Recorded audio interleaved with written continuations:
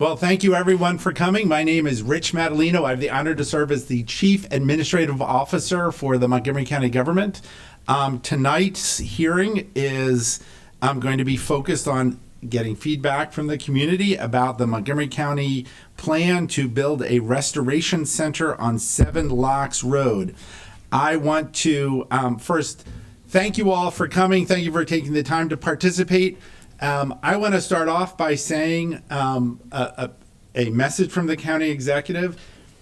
There is no plan, he has no intent to build a bus depot at the 7 Locks site. We're not moving forward with that. That's not under consideration. So I just ask you that. Thank you all very much. Oh, I'm sorry. That's it.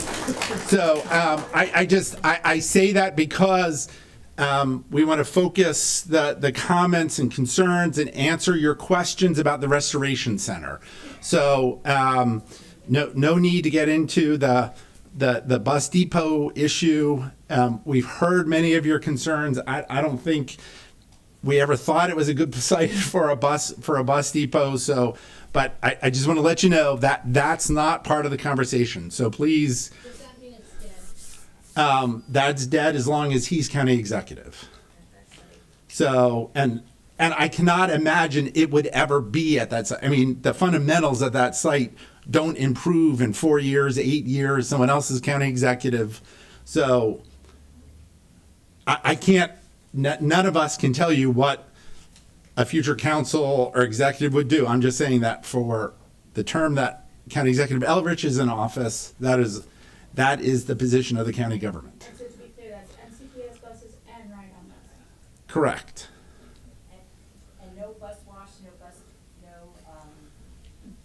fueling sites, no maintenance. No buses. Okay. What about the maintenance site? So David Dice, who is the director of the County Department of General Services, is standing right there, and he's shaking. No bus. No. Yeah, there will be no bus maintenance on this site. There you go. I would imagine bus washing is bus maintenance. Yes, well, sure. But whatever it is, it won't be there.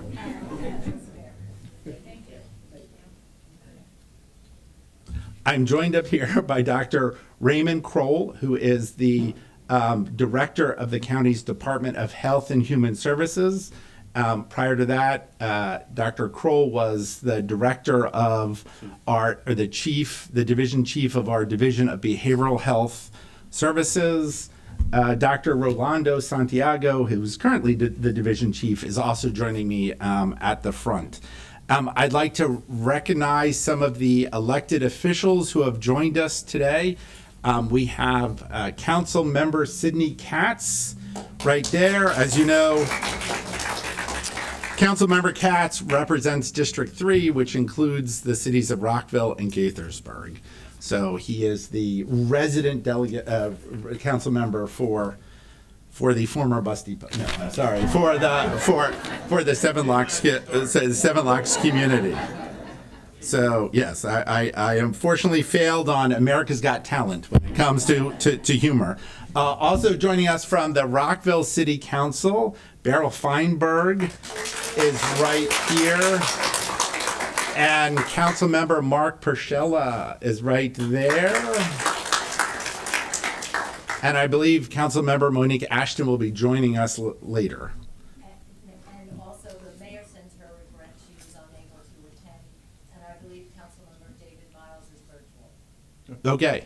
So hopefully people heard that. Councilmember David Miles is virtual. Mayor Newton was unable to attend this evening. So again, the purpose of this evening's community forum is to inform and receive feedback from the entire community about the Restoration Center concept and the plans on 7 Locks Road. The Restoration Center is a much needed facility to help stabilize people in mental health or substance use crisis over the first 1 to 3 days. The Restoration Center will offer an important alternative to people whose only other options are either being sent to an emergency room or being incarcerated. We want to state clearly this evening, again, the bus depot is no longer part of this conversation. So, a bad place for it to be on the turn of the page. So, we have heard concerns from the Rockville city government, from your elected representatives, from many of you and your neighbors about traffic congestion, about security, and about transportation on the Seven Locks Road campus. These concerns will be addressed by our panelists. We have a distinguished group. We have the fire chief, the police chief, the director of our Department of Correction and Rehabilitation. So you will hear I have a question. What about the state's attorney's office? State's Attorney McCarthy is not with us today. So this evening we'll start with presentations from many of us about the Restoration Center and the importance of it for the well-being of all Montgomery County residents. This will not be the only meeting on the Restoration Center. We expect to have regular meetings every 2 to 3 months. We look forward to continued engagement with the entire Montgomery County community. And Councilmember Ashton has joined us, as has the town manager, Rob DeSpirito. We will have a panel, as I said, of agency directors who will address concerns we have received about the plans for the facility on Seven Locks Road. Then we will have a question and answer period. When we finish our presentation, Councilmember Feinberg is asked to do a brief presentation, and then we'll get to questions and answers. During the question and answer time, we will entertain as many questions as we can from the in-person audience and from our virtual audience. We expect to finish around 9 o'clock. We will try to get through as many questions as possible. We will answer any questions that we have on the cards afterwards. Mary Anderson behind me, Mary Anderson with the Department of Health and Human Services, is monitoring the chat online for questions. Cards have been handed out. If more people need cards, I'm sure we can find a way to get you cards. There's a person in the back. And when you have questions, we will come through and collect them. And Earl Stoddard, who is our Assistant Chief Administrative Officer back there, will be going through the questions to try to combine similar subjects and get them out so that we can cover as many topics as possible. So with that, I'm going to turn it over to, again, Dr. Raymond Kroll, our Director of the Department of Health and Human Services. Thanks, Rich. And good evening, everyone, and thank you all for taking the time to come out and spend some time with us to learn about Restoration Center and hopefully get your questions answered and to have some conversation with us. I want to take just a few minutes. Rich has already outlined some of what I would say, but I will repeat some of it just to underscore it, I think. Right now, across the county, we have too many people who are experiencing behavioral health crises that end up either in the emergency room or in jail. Because the county does not have an effective behavioral health alternative to help stabilize and support individuals. They go to an emergency room, and unless they meet a very, very high bar for dangerousness, there is no emergency petition, there is no involuntary hospitalization, so they may stay in the emergency room for a while and then be released with some recommendations for how they follow up, but nothing as in-depth as what we're proposing, is what we think they need. If the police think that they should not be released back to the street, up to this point, their option has been to arrest them, to take them to central processing, to charge them, and put them into the correctional system. That is, and essentially they are in, because they have no place else to go, they're in jail for what is often a minor offense that is directly tied to their mental health issues. And that's a significant problem for us. And it are things that we think we can correct and address with a Restoration Center. This idea is not new. This Restoration Center idea is at least a decade old at this point. We took a trip many years ago to San Antonio, Texas, where one of the first Restoration Centers came online to understand how it operates and and its effectiveness, and have a sense of the level of success that communities around the country have enjoyed in a Restoration Center.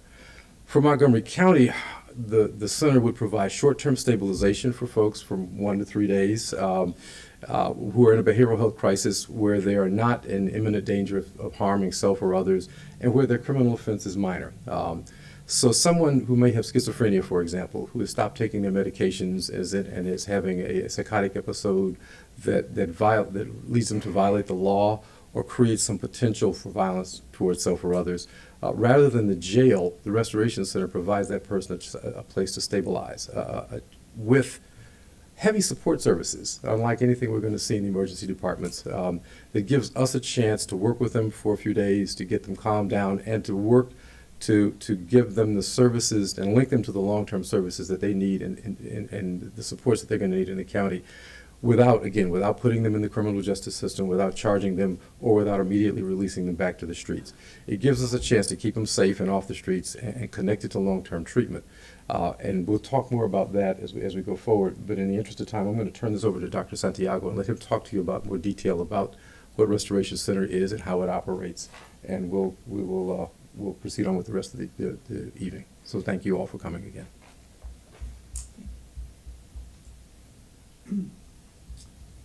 Okay, let's go to the first. Good evening, everyone, and thank you for coming. Some of you may have seen some of these slides because I did a presentation at the July 11th Rockville City, but they have been updated because there's some new information that I wanted to provide this evening. And it'll be a little briefer as well, just for the sake of time. We want to hear from you as well. So what I'd like to do is describe the Restoration Center and then just focus on some key features that I know you want to hear about. This is what it's all about, addressing your concerns, and then some current actions that we're taking. So next slide. So the purpose of the Restoration Center, as Dr. Kroll mentioned, is to stabilize persons that are experiencing a behavioral health crisis, and he gave some examples, and that's over the first 24 to 72 hours. So it's very, very short term. And the whole idea is to divert persons, as Dr. Kroll said, from emergency rooms and jails. Next slide. So the facility will be staffed 24 hours a day, 7 days a week, 365 days of the year. There will be a triage and evaluation component, a sobering station, stabilization unit, discharge planning with linkage and referrals to other services, and there will be transportation options as well. So let me go into a little bit more detail on this slide. Next slide.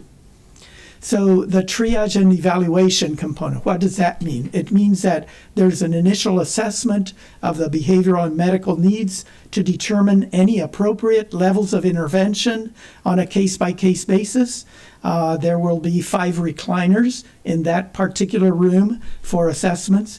And then there will also be some supportive spaces like a triage room, an observation room, an interview room. Let's go to the next slide. Then the sobering station. The sobering station is a special room for persons under the influence of alcohol and other substances. It's a place that is safe for them. It's a safe for recovery from the impact of the substances. There will be about 20 recliners in that particular section. And then the length of stay for those people are not to exceed 23 hours. And that's all because of licensing issues and best practices and so on. There will be some key staff like licensed medical professionals who can monitor the patients with health concerns. Next slide.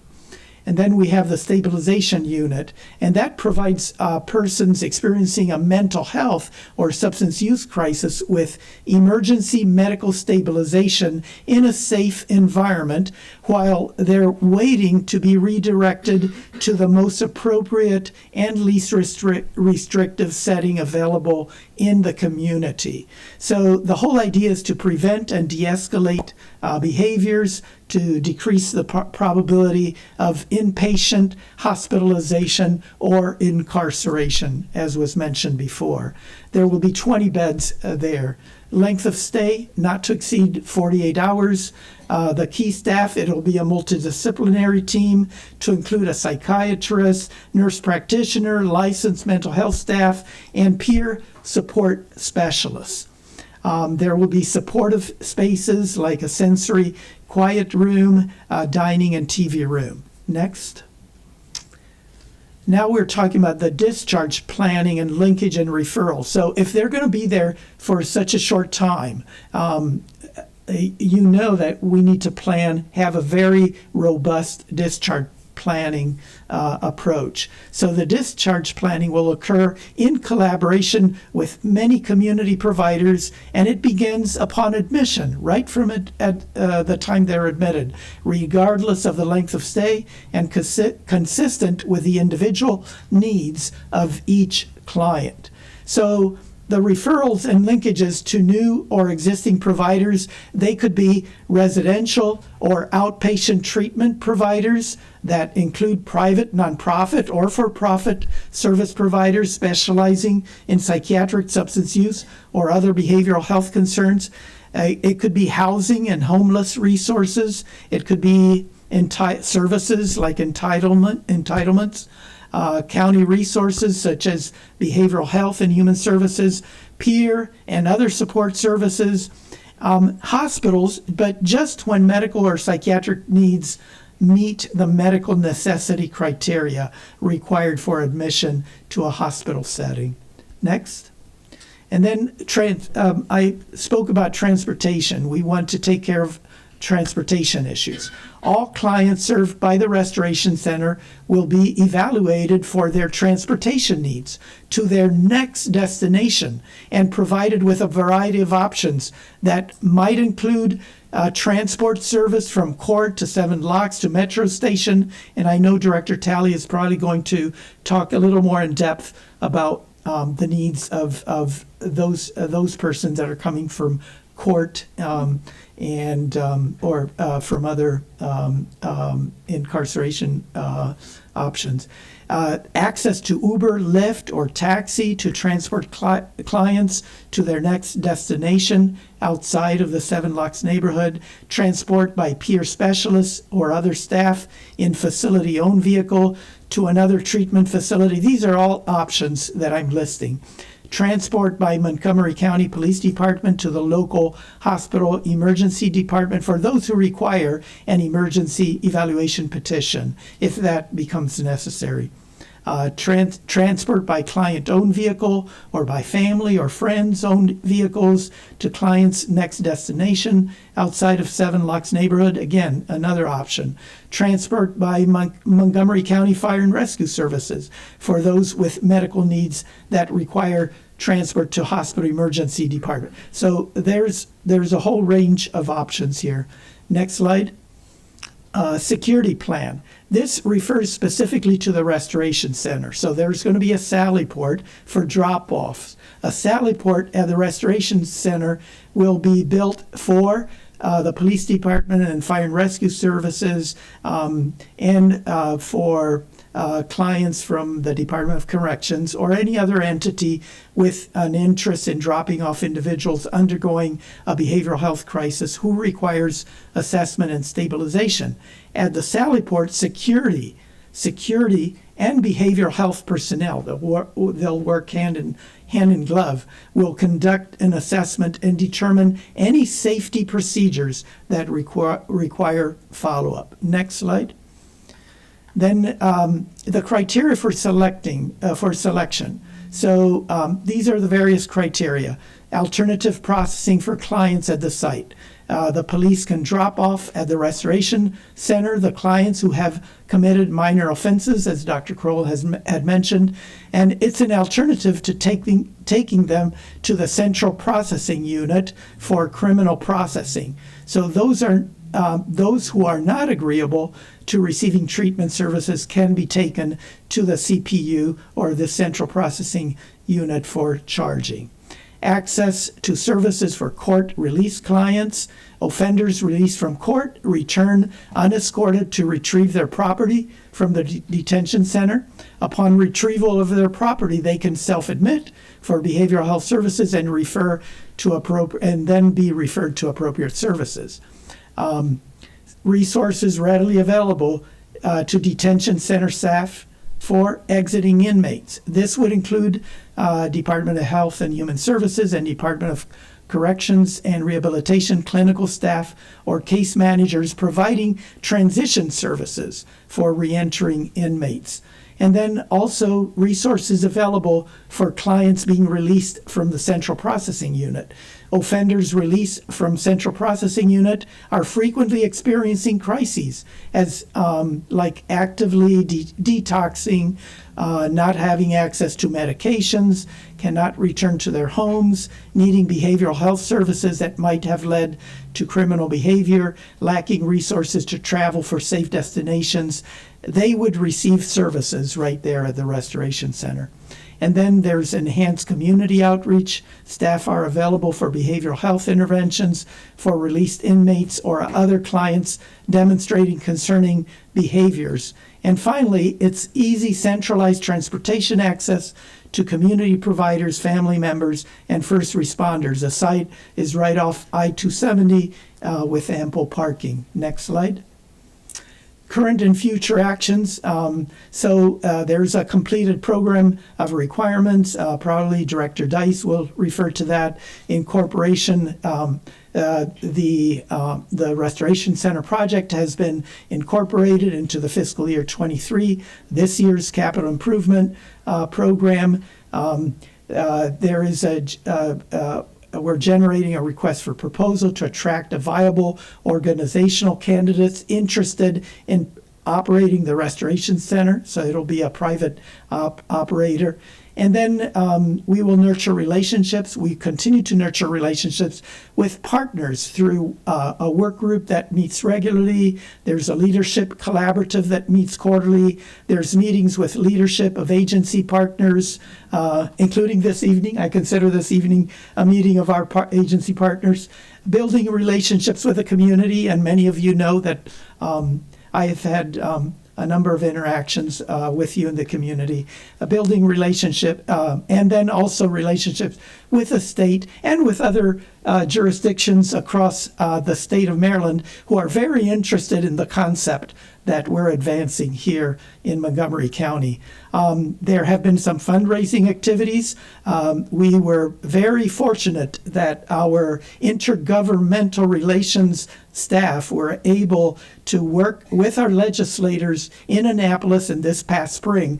We were able to get an allocation of $17 million for this project. $12 million for this year, fiscal year, and $5 million for next year.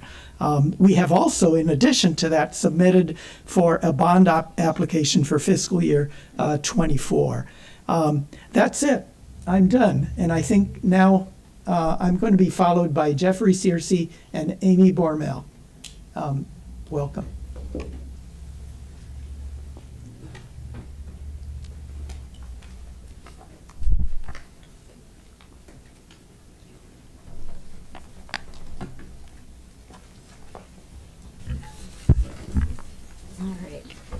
Hello, my name is Amy Bormel, and I'm a person in long-term recovery. I struggled with substance abuse and mental health issues for many years before I received the help that I needed. I grew up in a loving and supportive family with no history of addiction. I got good grades in school. I played sports. I was involved in extracurricular activities. I graduated and went away to college. But inside I was broken, and I was too ashamed to tell anyone. The stigma that goes along with both mental health and addiction kept me in silence for way too long. By the time I was 19, I was no stranger to treatment facilities, hospitals, and jail cells. My disease completely took over, and I thought there was no way out. Over the next few years, my consequences continued to get worse. I would get arrested, usually under the influence or in withdrawal, quickly be released back to the same environment, and the cycle would start all over again. If there was a place I could have gone in that moment of crisis to stabilize and take the time to come up with a plan, I truly believe that the pain I caused myself, my family, and my community could have been prevented.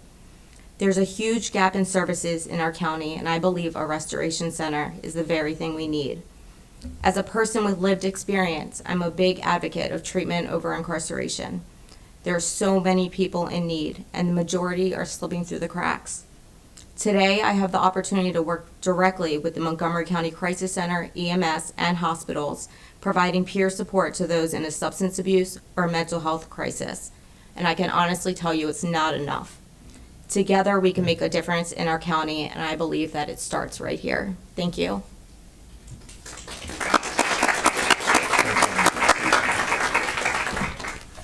My name is Jeffrey Searcy, born and raised in Jacksonville Beach, Florida.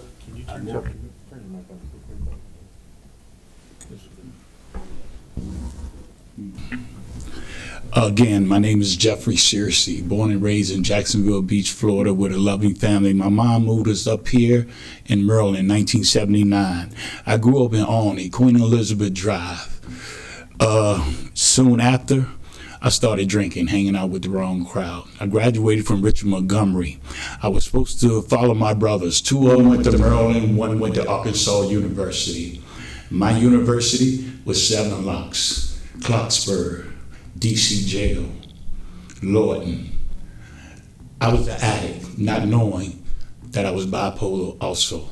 So this restoration center, if I had that 40 years ago, yes, 40 years I've been using.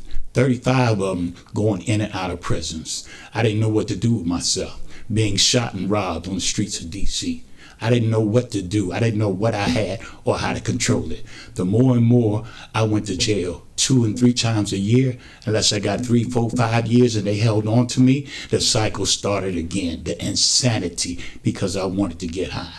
Mind you, I'm a carpenter for 40 years. I made good money and I got high. And I did terrible things. If it wasn't for some of the people in this room today, the captains at Clarksburg and Seven Locks when I was young, that kept their foot on my neck, the jazz people and my program, I wouldn't be where I am today. See, it took 10 years ago for me to find out that I was bipolar. Some of the things ceased, but it wasn't overnight. I still continued in a rage. When I came into jail, I was a force to be reckoned with. Okay, I got sick and tired of being sick and tired. And if it wasn't for this program, the medication and my psychiatrist, I wouldn't be here today. Because tragedy has struck again. Yes, I have hypothyroidism, thyroid eye disease, and Graves' disease. But I get up every morning. I go to NIH and I perform my duty. I'm the first one on the job. I'm 60 years old. I've been told by my bosses I outwork those 25-year-old kids, as well as going to my AA classes and taking my medication and seeing my psych doctor. So if this restoration program was here in place 35 years ago, it would have been a blessing to me because I was lost. And I was a terrible individual at that time. But today, I am truly grateful. And I really am glad to see all of you supported people here to support this program. Thank you for the invite, Mr. Sutton. I love you to death. Thank you, Lenore, and everyone. Thank you.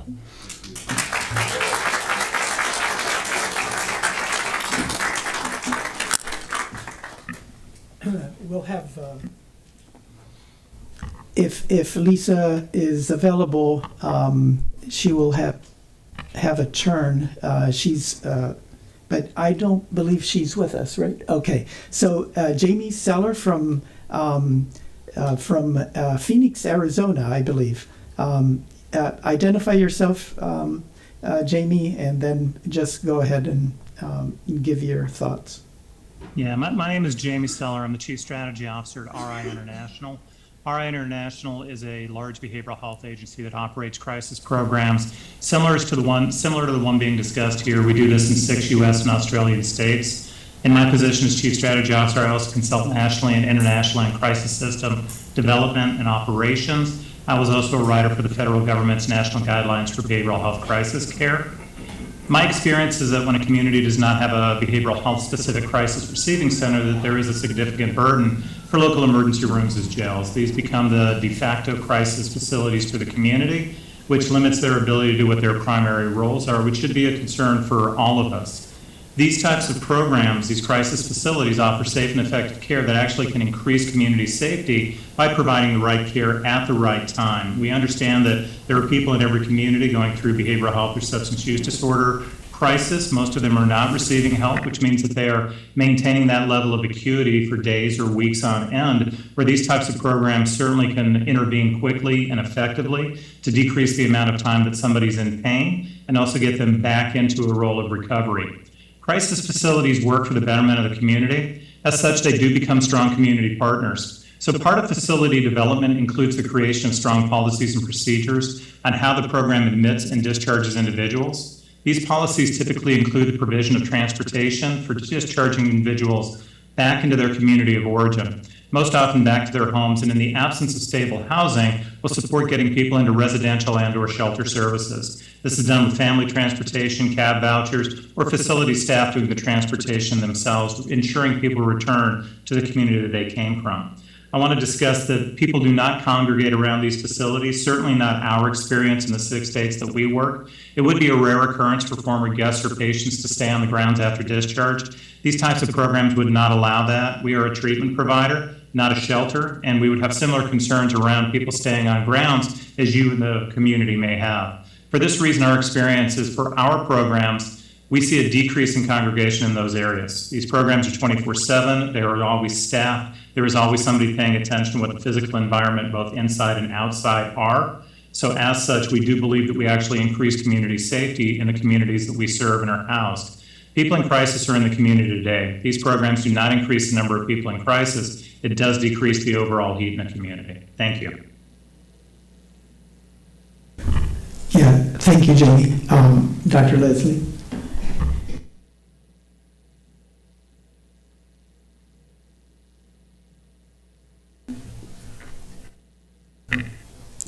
Good evening.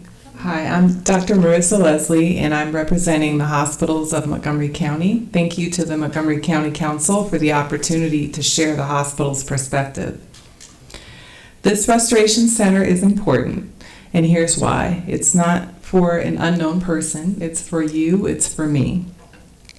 Imagine you or a loved one are in a mental health crisis. Imagine there is reluctance about getting help for this crisis. You or a loved one head to your local emergency department. What happens next? You are seen by the triage nurse, placed in a treatment bay, and then wait. You wait for other medical emergencies like heart attacks and strokes to understandably be addressed first. The Restoration Center provides an opportunity to put our mental health crises and our loved ones first, at the front of the line, via specialized and efficient care. Hospitals recognize that our current emergency departments are not the optimal locations to help individuals in mental health crisis. We also recognize the importance of ensuring that individuals in mental health crisis present for care and follow through on care recommendations. The proposed Restoration Center is the opportunity to improve the experience of and access to mental health crisis care. As hospitals, we believe the location of the Restoration Center near the detention facility allows for safe and expedited care for the small subset of individuals presenting with not only psychiatric crisis, but also legal involvement. We all support the decriminalization of mental illness. By agreeing with the proposed location, we are not advocating for criminalization of mental illness. We are, however, advocating for court involvement when necessary. Court involvement can ensure that individuals in crisis who could benefit from a mental health treatment actually receive treatment. Co-locating the Restoration Center near the detention facility also relieves an understaffed police force by allowing for efficient transport of the small subset of these individuals with legal involvement. Law enforcement are then able to spend more time in the community, engaging with the community and increasing the number of safe and helpful encounters between county residents and law enforcement. On behalf of the hospitals, thank you for your time and for listening to our perspective.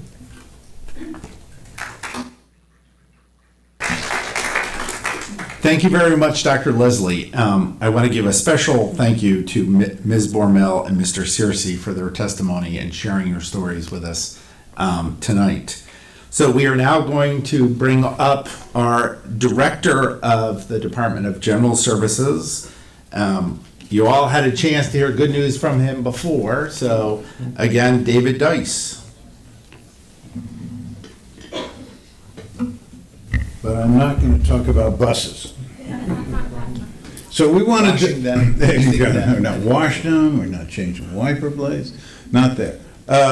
We wanted to give you an update of where this project currently stands. You heard Dr. Santiago go over the list of services and things that will make up the Restoration Center. That is, in essence, what a program of requirements is. He also referenced that we've developed that. You take those services and come up with estimates of space required and all of the necessary or pertinent issues related to a facility that provides these services. We do the same thing with libraries and rec centers and office buildings. So the program of requirements for this facility has been completed and approved, and a copy was provided to the city of Rockville, getting head shakes from council members.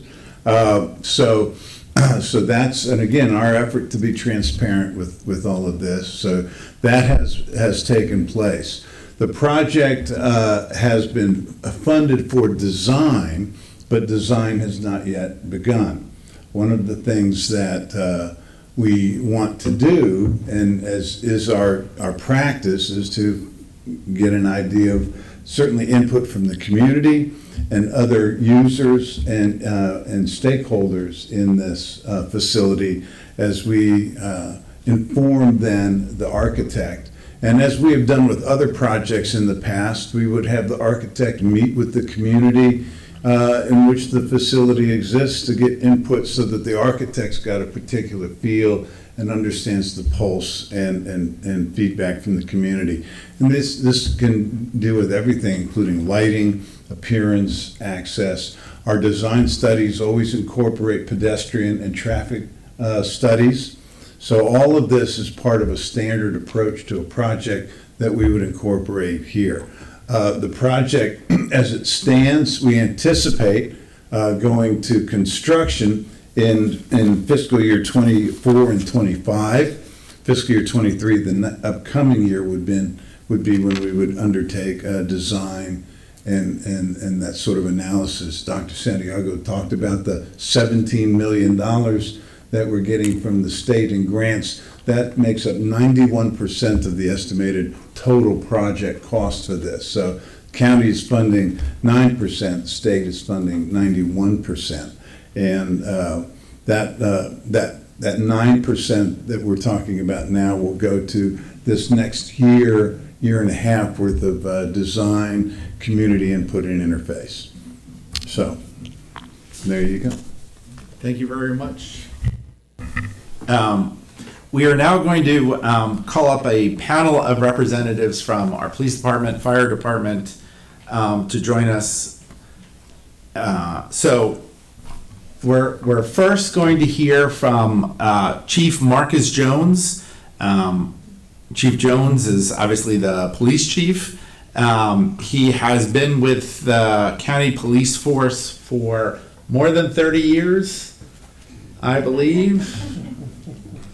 So he's been here so long that the 7 locks was even there when he joined the police force. That's Not that long. He remembers the 7. He remembers the 7 locks, right? I do remember 7 locks. Oh, yes. did you? Dr. Kroll said there were only 3 locks when you started that. So next to Chief Jones, Angela Talley, who is the director of the Department of Correction and Rehabilitation.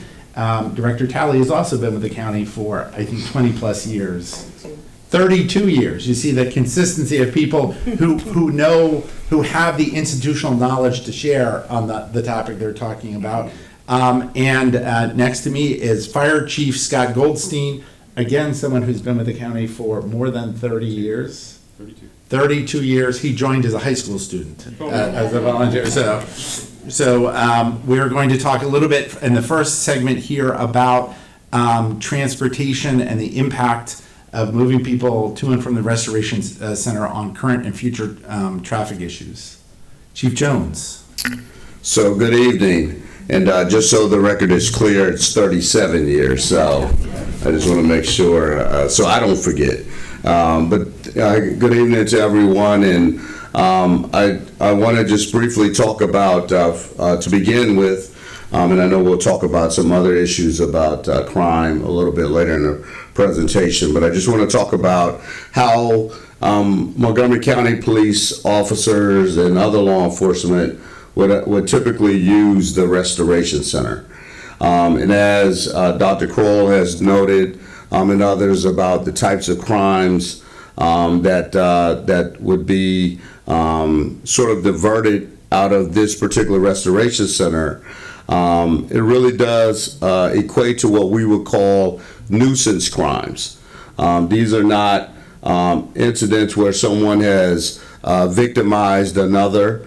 Those crimes would be, those individuals would be charged accordingly, and we would allow the court system to work through any significant issues. If it had a mental health component or it had some substance abuse component to that, that would be handled within the courts.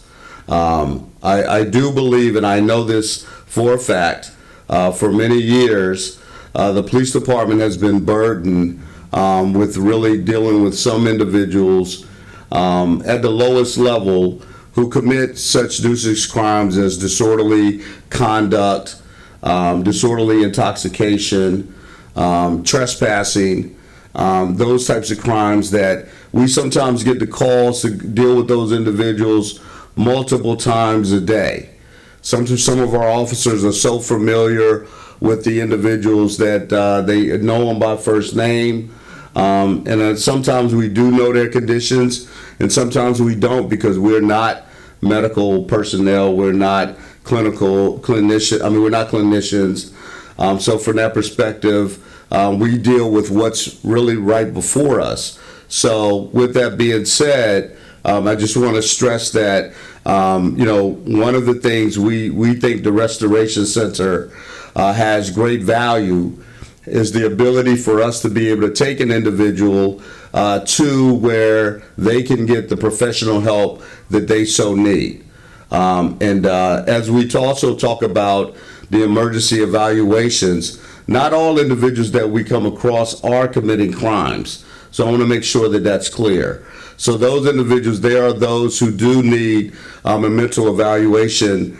And as it was just noted, about going to emergency rooms, many times our officers are really having to take an individual in for a mental health emergency evaluation. They may be tied up with that individual for 2, 3, maybe sometimes 4 hours.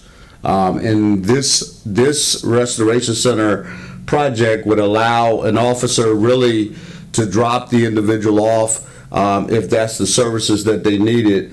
Really, and probably within about 5 to 10 minutes, they would be released from their responsibilities, turned over to individuals who could help them, and the officers will be back on patrol where we so rightly need them. So that would be one of the major benefits. In reality, it's bringing the individuals to the Restoration Center that have been identified as an individual that, charging them criminally does not necessarily result in any successful conclusion to the problem, because many of the individuals that we may charge with disorderly intoxication all across the county, they will be released really shortly after we charge them, and generally they go right back to where they came from, and sometimes they create the same problem over again, and the problem is not solved. So this is an option. It's not necessarily a total answer, but it is truly an option that we think would be valuable from the police perspective. Chief Jones. Now we'll hear from Chief Goldstein.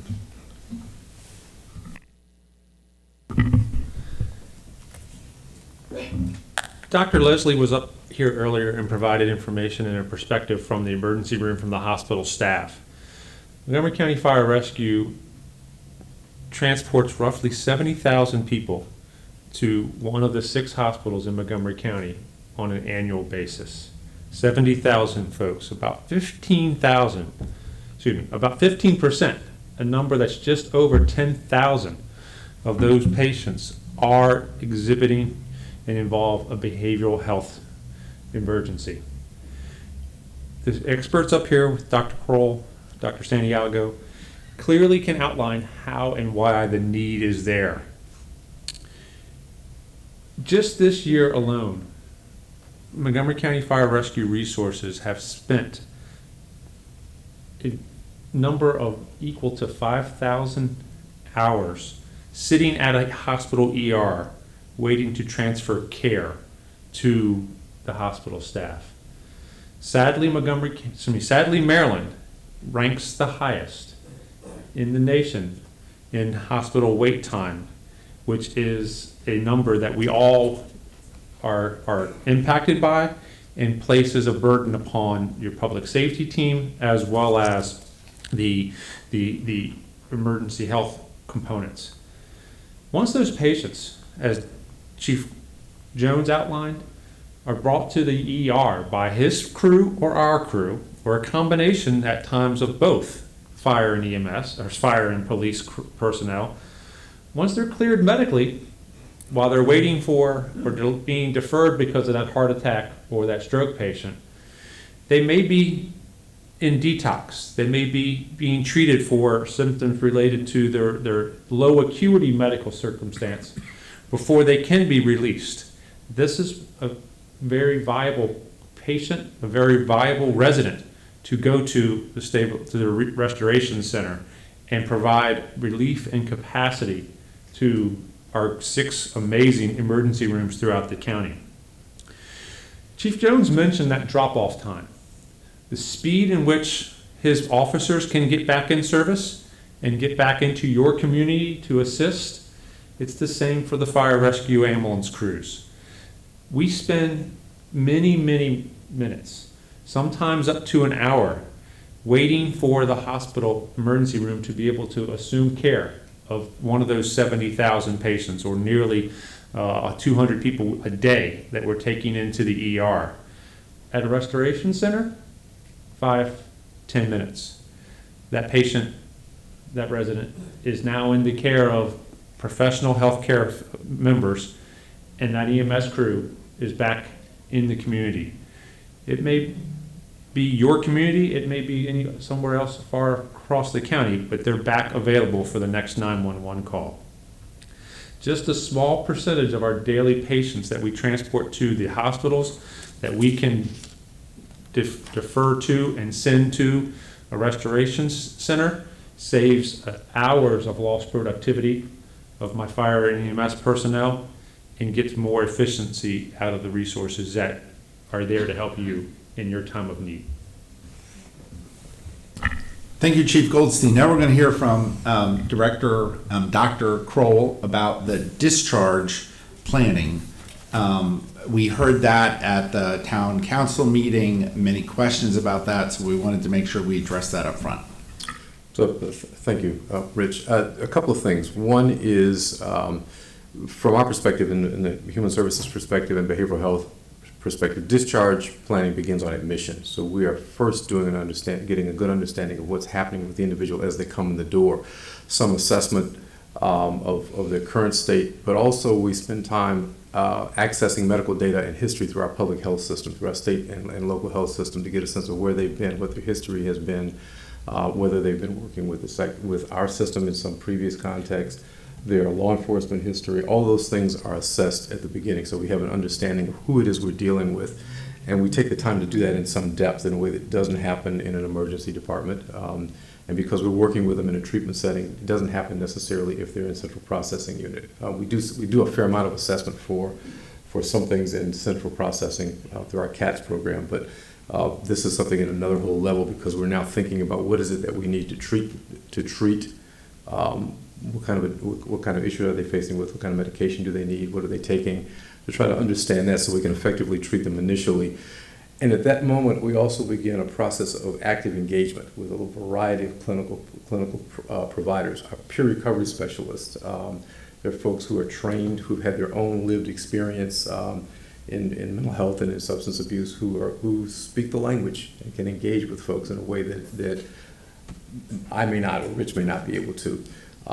Case managers to help them to identify what those needs are and to begin to give people something that they need to keep them with us. So it's an old adage in the field that if you meet people where they are, they'll stop for a second and you give them something. And that may be food, it may be water, it may be a chance to watch some television or play a game.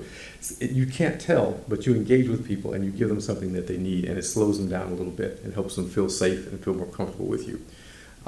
Social workers to deal with the mental health issues, medical care, space for treatment partners to meet with them from around the community, whether that's virtual or in person, to do what amounts to hot handoffs to people so that we're not saying, here's some paper, here's a discharge, go over here and meet with David Dice tomorrow morning or make an appointment with him. We do hot handoffs, so we make real-time connections with providers so that people know where they're going. They have a sense of it. We're there to engage and go with them if necessary, or to help make sure that they get there. And then whether that's to shelter or to treatment facilities or to other transit centers if they're going back home, to meet with their families, to engage them with the families and give the families some guidance about what to do next with their loved one. All of that is part of our process for how we think about working with someone who's coming in the door of a restoration center. I know that the transportation issues have been a significant concern for folks. So for us, you've heard Dr. Santiago talk about Uber, Lyft, taxi, the police department, and emergency medical services, transit as necessary depending on the condition. But transportation by family is a possibility on discharge. Families are not bringing folks to the restoration center. That's fire, rescue, police, our mobile crisis teams would bring people in, but families may come and pick up a family member if that's appropriate. We'll do transit to central transit systems, long-term treatment facilities. From the courts, one of the things that happens for folks now is that if they are taken to court from central processing and the courts decide that they're released at the court. And sometimes they end up, as you all are familiar with, coming back to central processing to pick up their belongings. And sometimes they do that in what's it called? In jumpsuits. And there's some reasons behind that we can get into in discussion.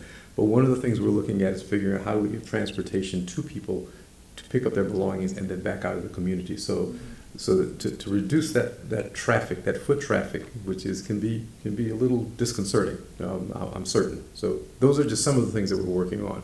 Right now, people are discharged from the facility or from the courts, and they come in and out of the community. That's some of what you're seeing in the community that we think we can address with Restoration Center. And I think that's all I want to say on that for the moment.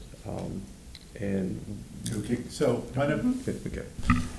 one of the things that we have heard in the feedback we've received in the office from the town, your elected officials, from the hearing at the town council, is a concern about safety in your neighborhood.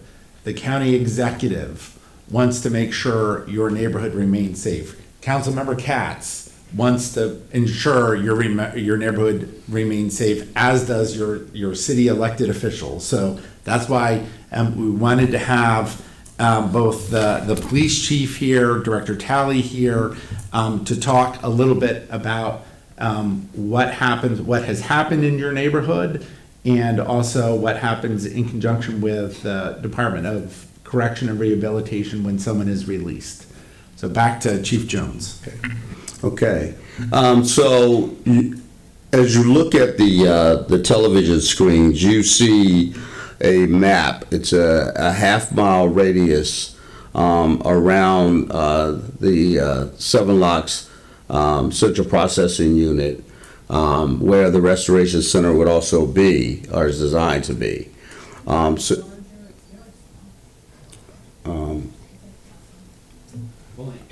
I don't know if they can make it larger. Yeah. So, this is just really a sort of a snapshot. If you see the red dots, those are incidents that have occurred generally from January through September, early of September. If we go to the next slide, we're going to show you the calls for service. So, and this is more in line with right near, again, the same location which I noted.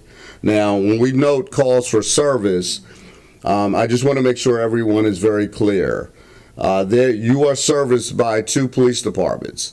We have Chief Brito here from the Rockville City Police Department, where his officers patrol that area, as well as officers from the county, from the 1st District, that are also responsible for that area to patrol as well. The dots that you see on the screen, the calls for service, are a variety of calls. They stem from anywhere from burglary, which we only had 1 commercial burglary in that corridor for this period of time that we are monitoring it there, and we look at it for other types of crimes such as larceny, theft from auto. Theft from auto is the #1 crime in Montgomery County. There is no neighborhood in Montgomery County that escapes that crime. I don't care if you live in Bethesda, Potomac, Germantown, Damascus. It doesn't matter. Wherever you live, this is our #1 crime in Montgomery County. So, and that's probably in this area, it's quite a few events that have occurred.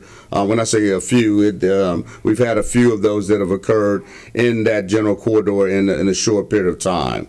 But it also would include all other offenses such as assaults. It could auto theft. It can include, again, a call for a drunk driver. It could be a call for an alarm at a residence, alarm at a commercial location.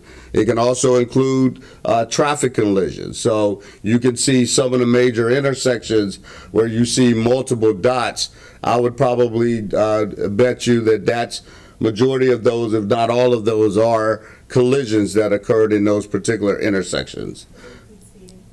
That would include speeding. That's correct. So there are those incidents that are there, but those are documented incidents that someone picked up the phone and called, either called our 911 center to report a particular incident, or an officer called out with it because they saw it on scene. So it's a combination of those 2 things. So the next slide, I want to talk about it. I know, again, it's probably hard for many to see, but we also talk, this is a slide that talks about the types of events, and there's two phases here that we talk about when we say Part 1 offenses that occur. These are your more serious offenses that occur in Montgomery County. Those are your homicides, rapes, robbery, aggravated assault, burglary, and larceny, as well as auto theft. Those are the top categories.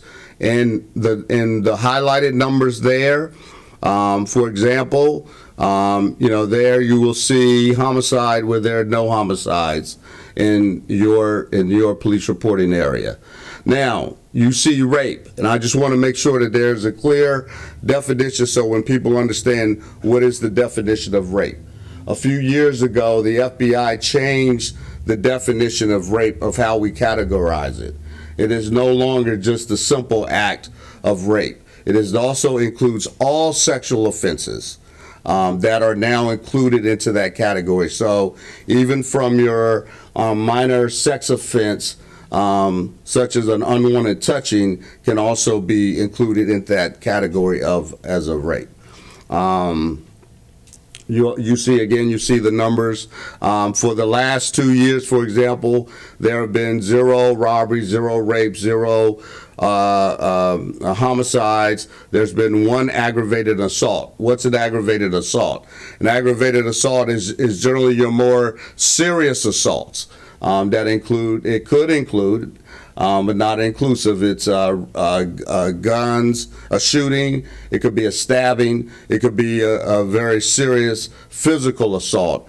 That could be deemed to be an aggravated assault. And then, of course, we have burglary as well. So those are the numbers. And I will tell you, when I go to many community events, and I can't tell you of any community event that I've ever been to that I've seen such low numbers, to be quite frank with you. And one of the things that I will say for your community that you must understand, that there are generally police officers driving through Falls Road and Seven Locks constantly for probably about 18 hours a day. And why is that? Because there's the Seven Locks garage that is there. There is the central processing unit that is there. There's not only is the garage there, the gas pumps are there. So there are officers that utilize that location often. Many times you see many officers driving in that general area, and all of them are monitoring the radio. So if there's any event that is occurring even while they are en route or driving away from that area, they are responsible for responding along with the officers, who are already responsible for that area of responsibility for their patrol. So I just wanted to share that. And so the next slide, and then I'll wrap up, is really understanding about the reported offenses that may be associated with this proposed restoration center. And we've got some categories here that we've had the bars that has mental illness that we respond to. It says mental illness / emergency petition. That's when an officer who does have the authority by the state of Maryland, if an individual who deems to want to harm themselves or harm others, that we have the authority to actually file an emergency evaluation petition and take that person into custody and take them to a medical facility or to see a physician that could deem their condition, and as Dr. Kroll has noted. We also have mental transport, where we sometimes will take individuals directly to the hospital for one reason or another. We also have overdoses that we also handle, and of course, unfortunately, suicide attempts. And these individuals, again, if they are causing harm to themselves, we will, in fact, take them to a hospital. So you see the numbers for the past 5 years. We've taken nearly 15,000 reports countywide for incidents that involve mental illness, emergency petitions, overdoses, and suicide attempts. It shows you really there is a major issue with this in our county, and we are not immune from these incidents, unfortunately. We also work hand in hand with the Department of Health and Human Services by working with them at the Crisis Center. And there are times when we will have to respond to the Crisis Center to assist them for a reason or another. And generally, again, it may require us to take an individual from that location to another location. So this gives you a little bit of a snapshot of what the police involvement may be in response to, again, if we were to have to take individuals to the Restoration Center, and again, only if they qualify under the specifics that we would have to lay out. Again, if there's someone involved in something major seriously, and when I say a serious incident, such as a serious assault, a victim is involved, I promise you, these are not the individuals that we would be taking to the Restoration Center. These are the individuals we would be probably, as a result of an investigation, would probably charging them criminally. We'd work with the state's attorney's office and, of course, the courts in order to, again, if there is a problem, to hopefully get them the help that they need through that avenue and not through the Restoration Center.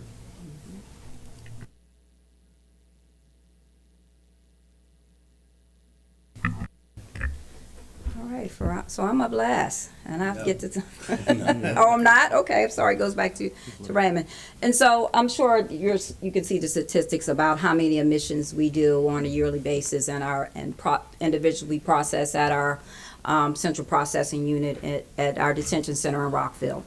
Those numbers have declined due to the pandemic, but what hasn't declined is what we see as far as those who are coming into our care who have behavioral health needs. And when someone comes in our care with behavioral health needs, as has been stated here, health and human service professionals are the help that they need. And if we can safely divert those minor cases, the stabilization of that individual isn't left to our correctional officers and others when we don't have 24/7 individuals who are working as therapists who can engage a person who is in crisis. And when we arrest, if someone is arrested over the weekend and they're brought to our facility, the CATS team can assess that person, but they're assessing that person individually in the moment for self-harm and whether they can be housed at that Rockville Detention Center, or whether they need a higher level of observation at our Clarksburg facility. And so there's some transports that may have to happen if a person can't be held at our Rockville. So that's a delay in services to this person with their needs as they're waiting through the weekend, because bonds hearings are Monday through Friday. Anybody who's arrested has to be brought forth in front of a commissioner within 24 hours. This is the law, to determine whether you can be released or not. And so if you aren't released, it is our job now to stabilize that person who may be under the influence when they could have been safely diverted to the Restoration Center. A person who is in crisis could have taken advantage of the professional services at the Restoration Center, because we don't have that 24/7 services available at our jails, or the person may be released. And if the person is released, we can offer means of transportation, but they don't have to accept it. And with the Restoration Center, you will have a handoff. You'll have a person hopefully getting stable so they can better participate in their care, provide information that the individuals who are working in that Restoration Center may already have on that person, because we, after many years here, we kind of know individuals who keep coming back into the system. We get to know them. And so we know their needs, and we can see them and maybe make these determinations quicker. It's about what's appropriate for that person. Is the jail and having a criminal record appropriate for a person with these minor offenses, as already been discussed? We're talking about minor offenses here, if we can divert these individuals safely. So everyone is released from the jail. We bring you in, we process you in from the jail, and we release you from that 7 Locks Detention Center.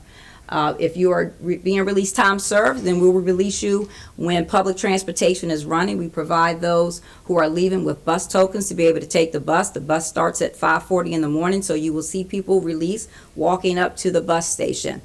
If it is 24/7, if it's after hours and you're being released after a meeting with a commissioner, you're released then.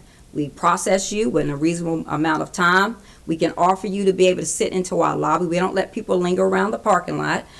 You can sit in the lobby until that public transportation is running, or we can take you to the nearest metro station via cab. But the person has to be agreeable. And getting that person to an agreeable state is what the Restoration Center will do for those minor offenses. We expect to get people with serious charges, and we expect to be able to take care of those individuals. But people with minor offenses, where we can divert them safely to the Restoration Center, for us is we are proponent of the Restoration Center for that purpose. Any type of diversionary efforts that can divert people from the criminal justice system, then we are definitely trying to be a collaborative partner. Mm-hmm. Thank you very much, Director Talley. Dr. Kroll, do you have any final comments? Just a couple, thank you.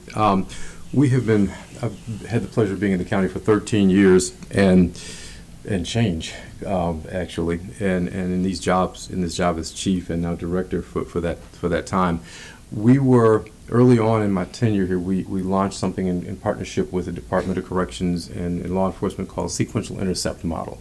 And the model was designed to find people who are in the justice system who, because of their mental health issues, and pull them out of that system and get them into the human services system. Drug court is something people will be familiar with. It's something we do as part of that model.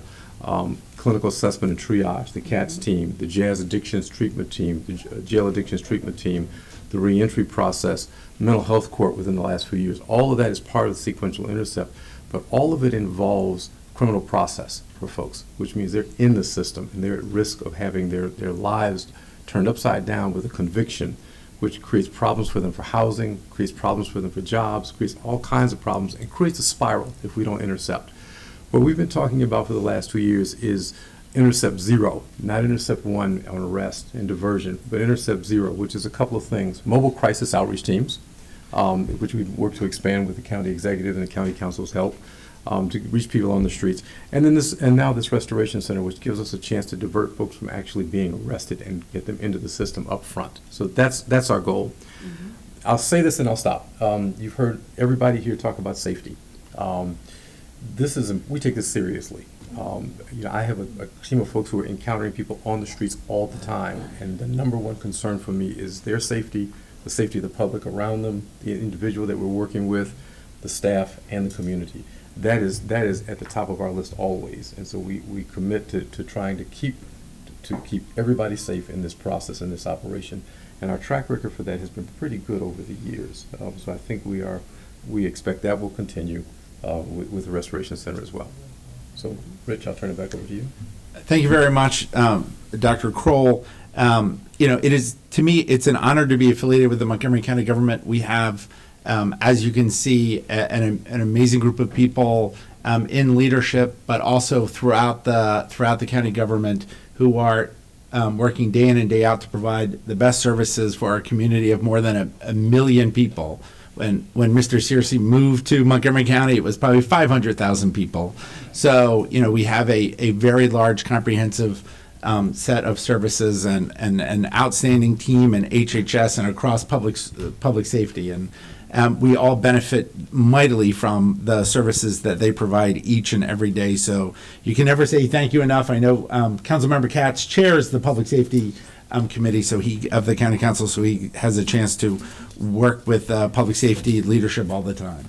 So Councilmember Feinberg is going to come up first and make a statement, which I understand is a complete support for the project. No, I know. Yes.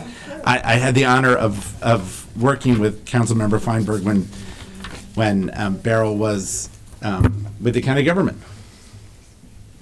And we'll move that laptop for you here.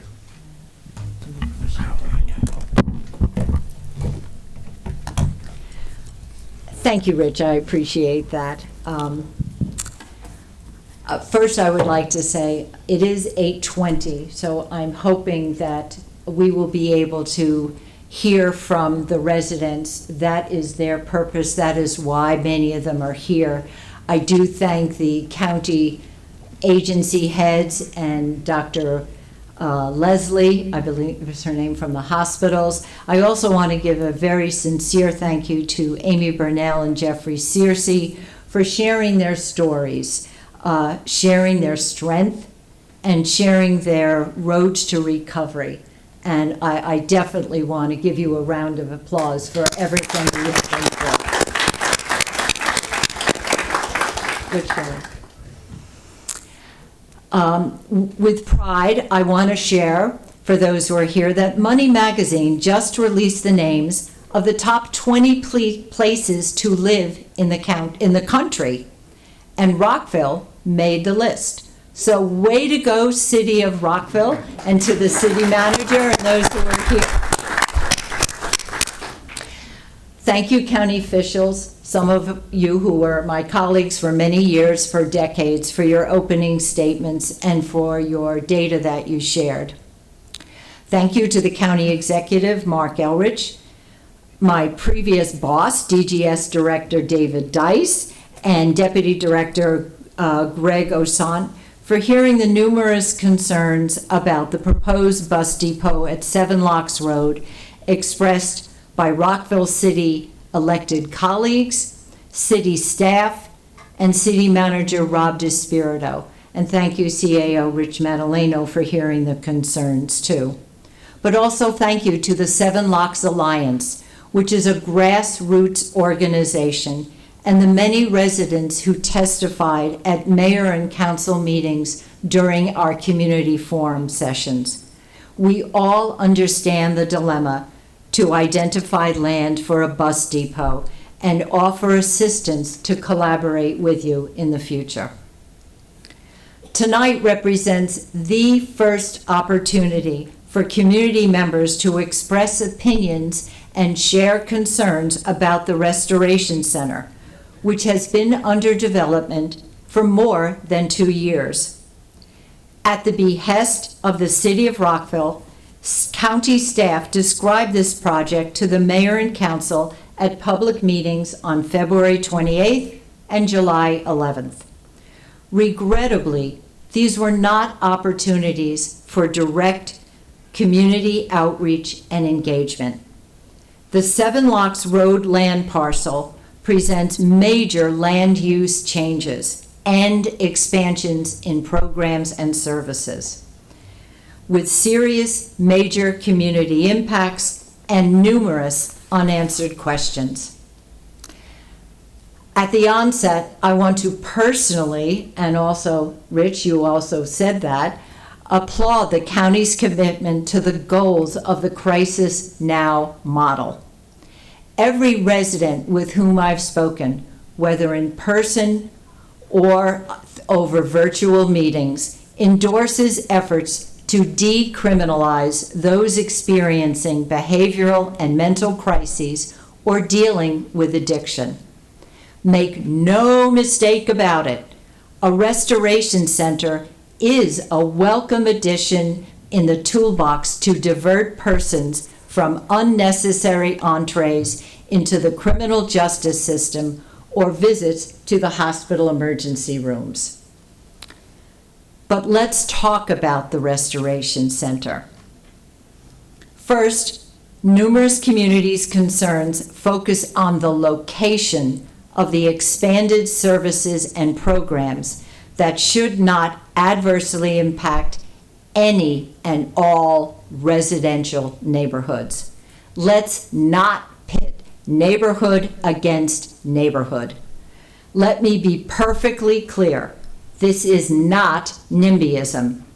The county's crisis center at 1301 Picard Drive is surrounded by office parks and forested areas, not residential neighborhoods. The closest residential facility is the Flats at Shady Grove, a half-mile away. And the closest King Farm neighborhood is 0.8 miles away. Clearly, county leaders carefully selected the site for the current crisis center on Picard Drive, away from residential communities. Why not replicate that same wisdom in the 1990s and replicate that scenario? The question is, what site selection was followed, and what other sites have you even considered for a restoration center? Isn't it contrary to the Crisis Now model of decriminalization to locate a restoration center near or next to a jail, meaning the detention center? Wouldn't it deter clients from trusting at the restoration center? A restoration center could be constructed as a freestanding facility anywhere in the county. I know it's difficult to find a site, but it does not have to be in any residential neighborhood. I do have a question about the state aid, the $12 and $5, $17 million. That award, is it tied to the site at 7 Locks, or is it not? Can it be built anywhere and still get the state aid? That is one question that I would ask from the grant award. And any of the questions that I pose, I will be glad to send on to Rich and Raymond tomorrow, if that's okay with you, to help you out. Second, noting that prosecutorial authority rests with the state's attorney, and it has been mentioned earlier tonight, how do you reconcile the apparent shift to law enforcement and first responders to divert those picked up, taken to the Restoration Center, who until now first went through the Central Processing Unit, or CPU? What research has been done with other restoration centers in other jurisdictions on this issue? We really didn't hear tonight about San Antonio or any of the other restoration centers. Why hasn't the stakeholder role of the state's attorney and the courts been engaged in the development of this model, or even tonight's conversation? Third, let's talk about the linkage and the discharge and referral concerns. Please clarify the length of stay. The stabilization unit with 20 beds indicates a length of stay not to exceed 48 hours. The sobering station indicates a length of stay not to exceed 23 hours. Yet in the purpose slide, it speaks to stabilizing persons experiencing behavioral health crisis over the first 24 to 72 hours. So can persons remain at the Restoration Center for 3 days, not 2? Please clarify for us, because I haven't heard yet how you get from the 48 to the 72. It may need some clarification. What current data show across county programs, hospitals, nonprofit and for-profit providers of the number of persons under the influence of alcohol and other substance abuses that need a safe place to recover from the impact of substances? You did go over that just very recently. We did not have access to any of this material or data ahead of time. What happens if a person refuses the referrals but doesn't need to go to an ER? What data do you have to demonstrate that the system of service providers has the capacity within the 23-hour window? If it doesn't exist, then just as the release from the Central Processing Unit, persons will walk in the neighborhood. 2020 data shows the mobile crisis team responded to 40 calls a month, less than half its caseload of 10 years ago. This is reported in the Washington Post article that you all have from 2021. Meanwhile, county police were sent to 582 mental health calls monthly. How does this proposal solve the problem of needed capacity, which we all would agree for more substance use residential and outpatient services, more mental health services, more overall system capacity building, which you have clearly alluded tonight and we would all agree with? This sounds more as if we are decriminalizing, but also shifting the workload from police and hospital ERs to the Restoration Center, which at present is now slated to be in a residential neighborhood. News outlets regularly opine on the critical shortage of workers, including mental health providers, nurses, and social workers. What is the county's vacancy rate for these same types of professionals who would work at the Restoration Center? Is HHS, Health and Human Services, currently fully staffed for the mobile crisis unit or the crisis intervention unit? Will all persons experiencing homelessness who are picked up by law enforcement or first responders, or even those who self-refer, cycle through the Restoration Center as the single gateway for services? Let me report that, because we have been told anyone may self-refer at the Restoration Center. So will this be the place for people to go? Word spreads fast that there's a possibility that they can come to a Restoration Center. It's a 23-hour place for those experiencing behavioral and mental issues. This could be a real problem. Information says this will construct a restoration center to provide a continuum of care for those in crisis related to mental health, substance abuse disorder, and other crises operated by HHS or a contractor. Again, we would need some clarification in the future if this will be a contractor or will it be staffed with county employees.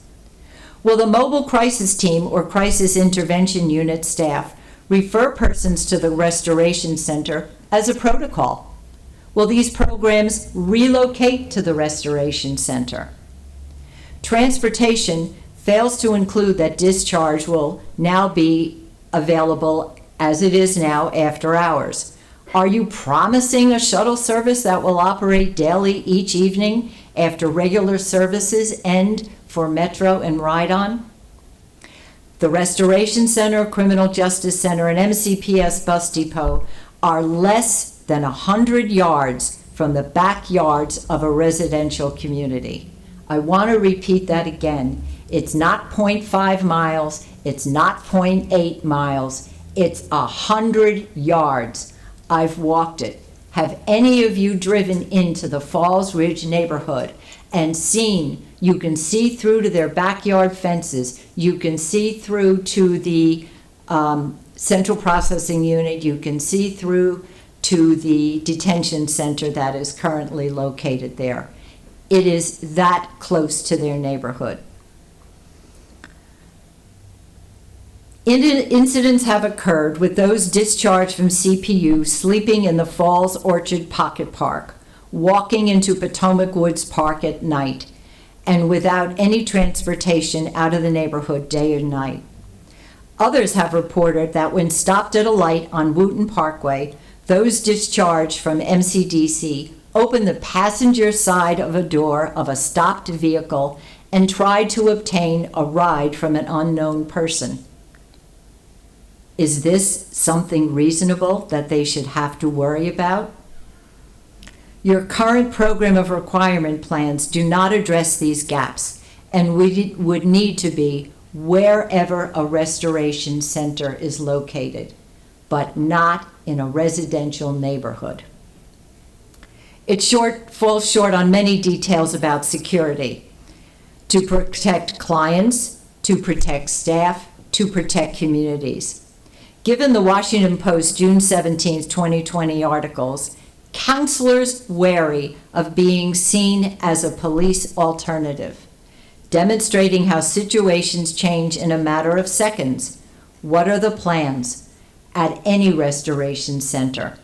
Will there be contract security? Will there be MCPD, Montgomery County Police Department, present on all shifts? If someone walks out of the restoration center, refuses transportation and referral, what community notification might be envisioned? What fencing or security will be in place? Will law enforcement and first responders make the determination to transport persons to the restoration center without any stop at the CPU? I believe that has been answered this evening. Please confirm. If it's affirmative, how will HHS train all police departments, all officers in the County Police Department, Rockville, Gaithersburg, Chevy Chase Police Department, any federal officers who are coming through here, Park and Planning Police, so that they have the same lens with which to make a determination that someone should go to any restoration center or should be entering into the central processing unit. How do they know the criteria will be the same to protect themselves and communities from those with co-occurring mental health and behavioral health, substance abuse issues, as well as a propensity for criminal activities? I don't understand how they will have the same lens. Clients being released from CPU without medications or needing behavioral health services would receive services at the Restoration Center. We've heard that. They would have the ability to be served by them. This too would mean that there's a referral point at a restoration center. Again, from the community's perspective, another cohort for referred for services.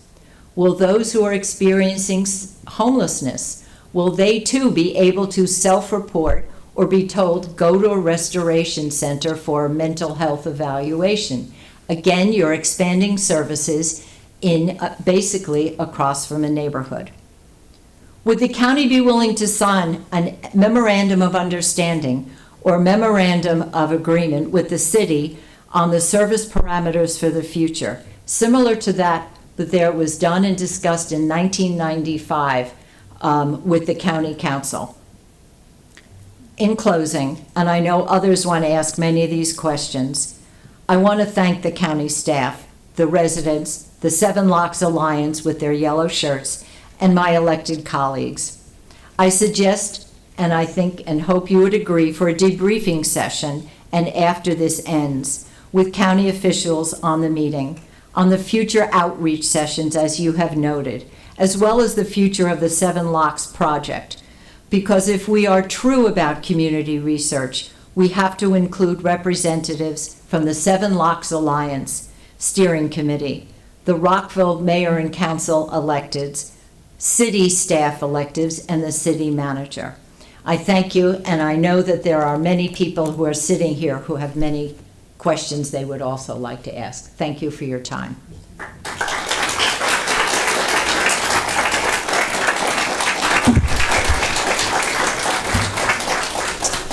So we have a series of different ways that we're going to go about answering the questions and calling on people to ask. We will have in-person questions. We will have questions that Mary is moderating from people who have posted online. Earl has cards to ask questions, and we have two staff people with microphones. I don't. Does someone have a question? I don't know. So, Ken, before you start, can we just respond to Councilmember Feinberg asked? I thought I heard one or two in her statement. So that it is. So we promised to be done. Responding to questions that were asked. We're not going to kick you out at 9. We have the broadcast can go on. We're going to break into Thursday night. So I will not try to answer all of Councilmember Feinberg's questions, but a couple of things that I just wanted to point out. One of them is this is not a self-referral program where people can just walk up or drive up and be dropped off. I'm sorry, okay. This is not a self-referral program where people can just walk up or drive up or drop off. Fire and rescue, police, Montgomery County Crisis Center teams will bring people to Restoration Center. So law enforcement basically can bring people there. Fire and rescue, emergency medical services can bring people there. That's the decision. Other law enforcement authorities may bring people there. The assessment about whether or not someone stays at Restoration or goes to CPU is a determination made by the the Restoration Center staff, the clinical staff there. They will do the assessment and make a determination. If someone goes to CPU, if law enforcement takes someone to CPU, we can have someone, because of the proximity, do an assessment and say, yes, we think we can take this person over into the center. So there's some options around this. And then the last one is that there's been some conversation about mobile crisis outreach teams relocating to Seven Locks. That is not true. It is not going to happen. They will use that facility, but they are co-located in a couple of different places around the county, as well as Picard Drive. So that will remain the same. That won't change. Thank you, Dr. Kroll. I believe you're the president of the Civic Association? HOA. Yeah. Hi, I am the president. My name is Mariana Portier of Falls Ridge Homeowners Association. We are literally the one that is right within feet of the entire complex. The entire neighborhood runs the entire stretch from Seven Locks all the way to what used to be the old exit to 270, which is closed, and there is no access, and as far as I know, there will not be access based on county plans. I also happen to be a criminal defense attorney for the last 24 years in Montgomery County, so I bring you a really unique perspective because I'm the attorney of those folks that are charged every single time they get in trouble and they are taken to CPU by the officers, they're processed, and they're charged, and we go through the court system, and I'm the person asking that prosecutor to please take into consideration the mental health and issues that person is suffering from. And the only person who has the authority to divert charges and criminals is the only person who is not here, and that's John McCarthy, the current Montgomery County State's Attorney. I asked him on Sunday at the gala for the Democratic Party about his opinion about this, and is the State's Attorney's Office vested in this? And he said, "What are you talking about?" He has no clue. There is no discretion of the crisis center or the detention center or the police not to charge. Once a person has been picked up because of an offense, they need to be charged, and the person who decides how the charges are going to be prosecuted and how far it's going to go is the State's Attorney's Office. So forgive my incredulity on the project that is missing the one stakeholder who, by the courts and by the constitutional law of this country, because criminal law falls under that, is not here. And that really is a serious, serious flaw, because as much as we want this restoration project, and I, as a criminal defense attorney, I, as the Falls Ridge HOA, who have had residents tell me about their stories about their family and friends who need mental health or substance abuse services, we are 100% behind you, 100%, but not in a manner in which you are setting this up to fail. You're setting the residents up to fail. If the residents have someone sleeping on their deck, hiding under their deck, under the bushes at the park on Wooten Parkway, where they roll out from the bushes and the two little girls under 10 are playing, you can understand the concern and the fear. We had a resident have a home invasion from someone who was released properly from the detention center. And that person, when they were released, honestly thought they were entering their home. It was not. And when they entered that home, they killed the dog, they, with a knife, made the family leave, defecated on the beds, and that man who left the detention center on a misdemeanor ended up with a very serious felony and other charges, and his life was changed forever. I know what that means. I know. I celebrate everyone who can recover and turn their life around. I have seen them for 24 years. That has been my career in helping those people. But at the same time, I have seen the system fail because it doesn't have all the stakeholders involved. The courthouse is not going to let you take people from the courthouse if they're released and take them back to 7 lots in the sheriff's. If you don't get the courthouse on board, that will never happen. That's a fail. If the officers or emergency take someone and drop them off at the Restoration Center, crisis center really, let me tell you what half of my clients have said when they have had that happen. They walk off. They don't trust it, they don't believe in it, and they walk off. The only ones that may not walk off because it's their right to refuse treatment 24/7, so you can't even get them in the car to take them where they want to go because they will refuse. I had an individual fall asleep on my lawn. We called the police.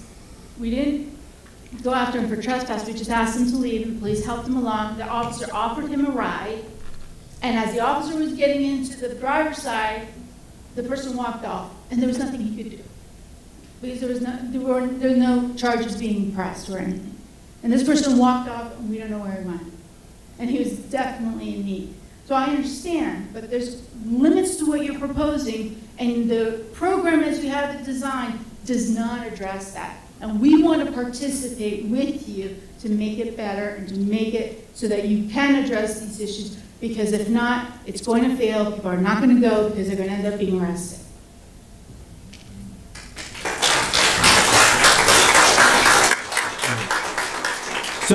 So I want to say, moving forward, I knew you were the president of the Homeowners Association from the town meeting that we attended. So I would just ask, we will try to get in as many questions. We will try to be brief with our answers, and I hope moving forward too, everyone will be concise with their questions. I know Chief Jones would like to give you a brief answer.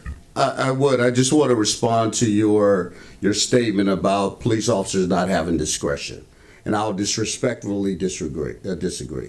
I did speak with John McCarthy yesterday about this very issue. And I did tell John, and speaking with him, that his team does need to be a part of this. So I would agree with that.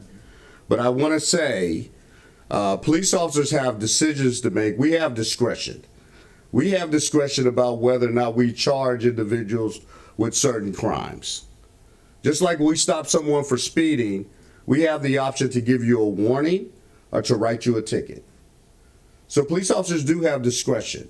And so many times when we look at situations that we may have charged someone criminally who may be under the influence of a illegal substance, and sometimes we take them to the hospitals instead of charging them at that very moment in order to get them the assistance that they need.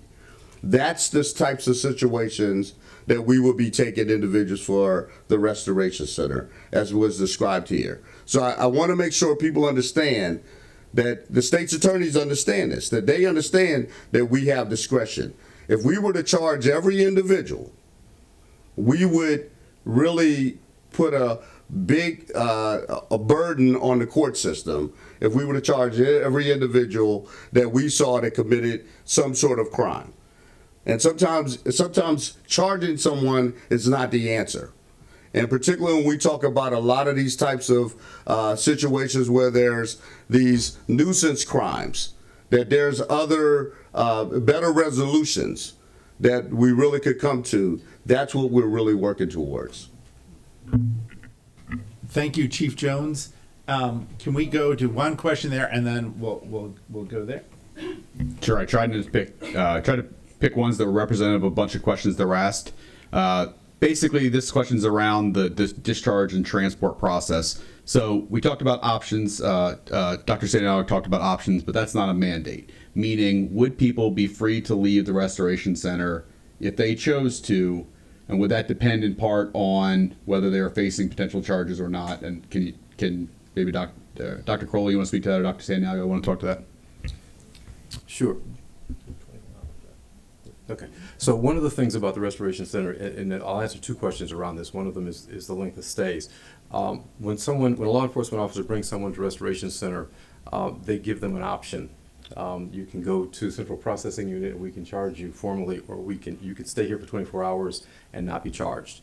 If they decide to leave within that 24 hours, they are still subject to being charged by that officer. That officer can come back and can charge them and put them through the process. That's part of the discretion that we've built into this.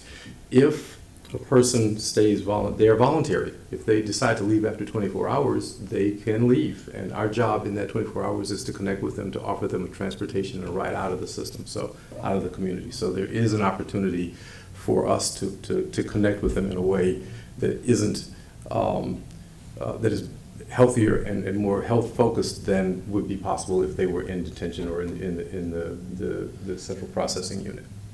So I think I've covered the question.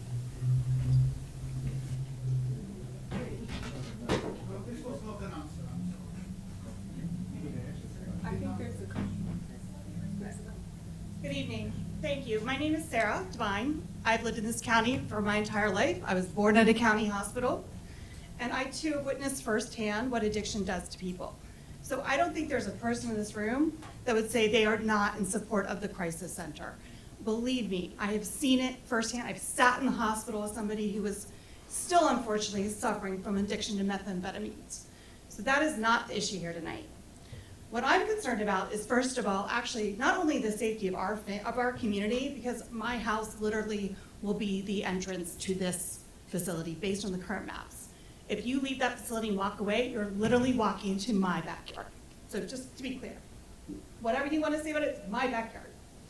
I have a picture of it on my phone that I took. I'd be happy to share it with you. So let's be clear on that.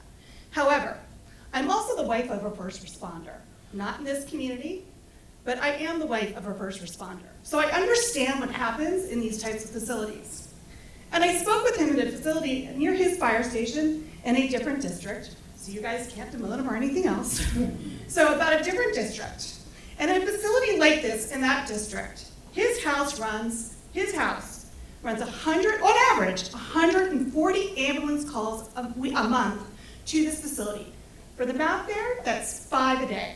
He drives an engine. His fire engine visits that facility on average 1 to 2 times a day, every single day of the month. I'm concerned about that, not just for the lights and sirens going again through my backyard and my bedroom window and where I work from home, and I have for the last 12 years, but also the fact that I also took the time this weekend to drive from my house to Shady Grove Hospital, which I believe is the closest hospital, but please feel free to correct me if I'm wrong. Going the speed limit, even though my husband drove, we did not have the fire truck with us, it took us 9 minutes to get there. By the way, do you know how long it takes to get from Picard to Shady Grove Hospital right now? About 4.5 minutes. I timed it. Again, obeying the traffic rules. Apparently going the speed limit, sir. Maybe a mile or 2 over, but around the speed limit. That's important because it also takes 7 minutes to get from the fire station 7 to 8 minutes to get from the fire station at Wheaton Parkway and Old Downtown Road to that facility. That's 17 minutes. And the reason I'm pointing that out to you is because if somebody's in that facility and goes into an overdose or has a crisis, somebody gets stabbed, it's 17 minutes before you get them back to that hospital for treatment. I'm not an expert, even though I've seen it, but I believe that 17 minutes is a really long time for somebody who's overdosing. So I have to ask, did you take that into consideration? I also have to ask Officer Jones, I appreciate the map that you put up there of the crimes in our community, but what we didn't see is how many of these crisis calls are coming from our community. By the way, I did some math while you had that up. Out of the entire crime statistics in the county, 135% came from our neighborhood. Like, let's be clear, that half-mile radius you put there. By the way, you also missed on that map where a young man in mental crisis killed his mother in front of St. Rayfield Church and Ritchie Park Elementary School on December 28, 2019. So while I appreciate the fact that maybe this service would have helped him, I cannot quote, but I believe at the time they mentioned that his mother was trying to get him help and he was refusing it. So in your model, somebody may have been able to take him that system, but he could have walked off. So we can't be forgiven for not already being expected. So I also have to ask though, how many times are you expecting to be running to this facility? How many times are you expecting, sir, to have to go from that fire station to this facility and back to the hospital in any given day? In my mind, I also can't ascertain how you can say you're decriminalizing mental health and drugs by placing it next to a police facility, a criminal justice system. I asked a lot of questions, but I just want to say with this. By the way, this is the first time I realized that people released from our court system are expected to walk back to the CPU. I think we can do better. Thank you.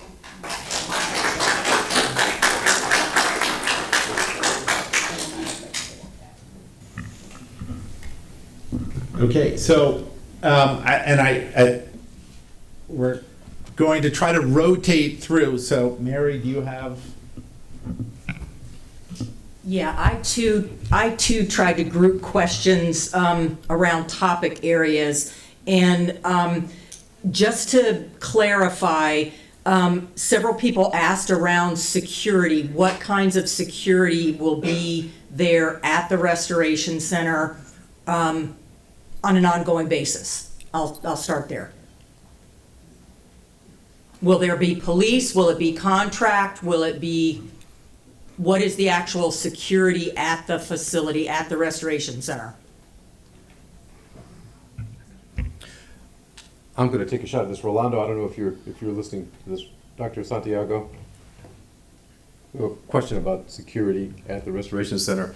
I think that our plan is to have 24/7 security. I think there's there's still an open question about whether or not it's a contract security service or whether we do some work with corrections or with law enforcement to provide that security. So it's a detail that is still in process of being worked out. But I will say there will be security and there will be 24/7 security. And if need be, we will work on arrangements with DOCR and MCPD, the police department, to make sure we've got what we need. I wanted to say that Dr. Leslie had a clarification as well. Did you want to clarify an important point? I just wanted to clarify, I do hear people saying that individuals can walk off, they can refuse treatment. They can't refuse treatment though if there's dangerousness involved. And so that's why there is that mechanism to transport them from Restoration Center to a psychiatric facility or a hospital so they can be involuntarily committed if they are mentally ill and a danger to themselves or others without being, actively currently. I mean, obviously, if they're committing a crime, if they're assaulting, CPU would be a better place for them. And then on the topic of criminalization, unfortunately, right now, the only way to mandate treatment is through the court system. So an individual may be in the court system without receiving a felony, right? They may be ordered for treatment, but without receiving a felony. So in being involved in the court system doesn't mean that they're going to get a felony on their record, but they may be involved with the court system to get treatment. Just one quick clarification. The expectation is not for people who get released from court to walk back to CPU. We do offer the cab vouchers, but for a number of reasons, people may choose to either wait for their family that doesn't show up, or the cab is taking too long, and then they decide to walk. Based on some of the meetings and conversations here, it's underutilized, and our approach is to figure out how can we get people to utilize that service. But that is not the expectation, so I just wanted to clear that up before we continue. Thank you so much, though. And we're the only jurisdiction that does that. I'm sorry. We're the only jurisdiction that does that. Does what?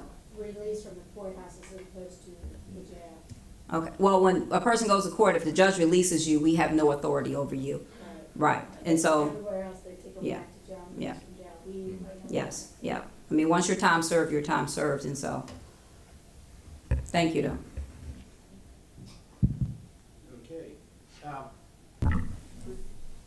Okay, so, all right. There's lots of, trust me, I'm going to try to get people. I see your hand. Yes, my name is Amal Tahiri. I'm in Falls Ridge neighborhood as well. And my question is, what effort has been spent in trying to identify a alternative location in an industrial, commercial area? I don't think anybody here would have any objection to the benefits of having this type of facilities, but the question is not the service, it's the location of that service that is, negative, would have a definite negative impact on the community, not only for the security, reasons, but also for the additional traffic that is going to create the noise pollution, the traffic, and all that as well. So, any other alternative locations?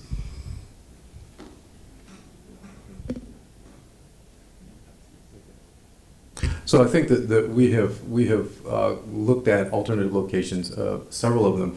The challenge for us is not the location of the building, it's what happens with the service in the building. And the proximity to CPU, as you've heard, is centrally located for services from Damascus to Silver Spring to Poolsville to Rockville to East County. So it is centrally located for law enforcement to be able to bring people to a central point.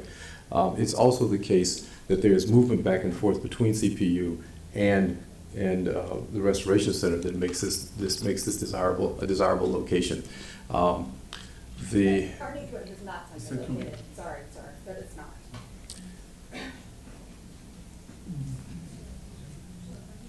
Well, Rockville sits almost dead center of the county, but geographically, Okay, but yeah, I get that. But it is close to. All right, can we? It is close to the central processing unit, and there is a way in which that program works best sitting in that space at this point. So. We have looked at Picard. We have looked at an industrial park. I don't know which one. We've also looked at facility at Twinbrook, Rollins Avenue. Thank you, as potential options.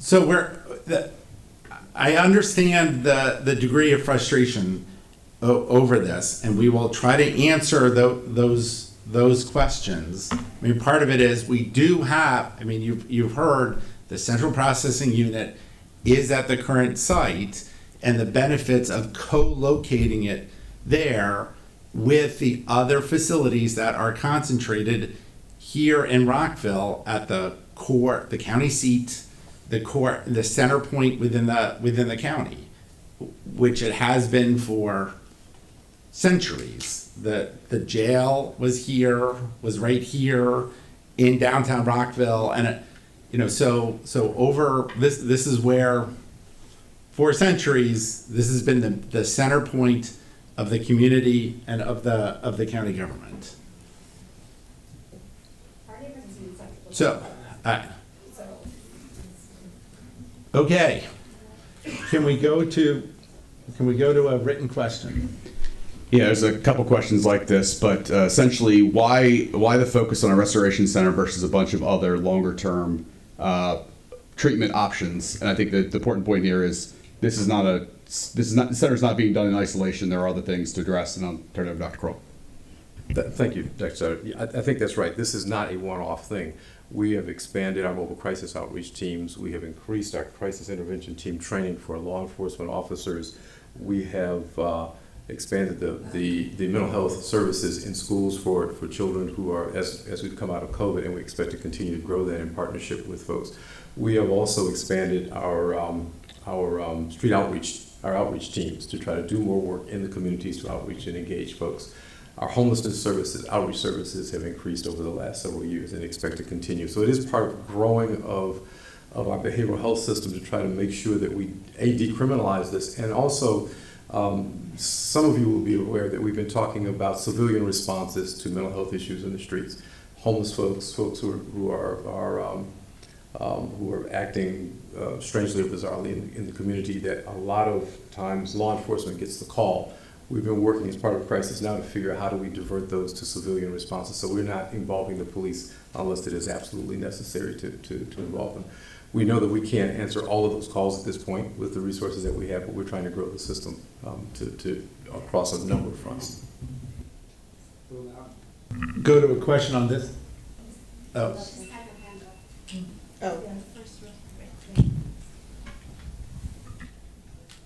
Hi, so my question is, in conjunction with what the gentleman just said, alternative options, but my thoughts are, the land that's sitting there is worth a lot of money. And have you ever thought about selling the land, reaping all of that money, and finding a site further up county, be it near the new jail up in Clarksburg? You've got the new Holy Cross Hospital that's up there, so there is a hospital that's close by, where land is cheaper. You reap the benefits of the profit of selling 7 lots, purchasing land further up county, building a facility that will accommodate this for the people. And it's a win-win situation then for you, because you've got more resources available, financial resources, and you're not in and around residential communities where there are a lot of young children that's being exposed to this.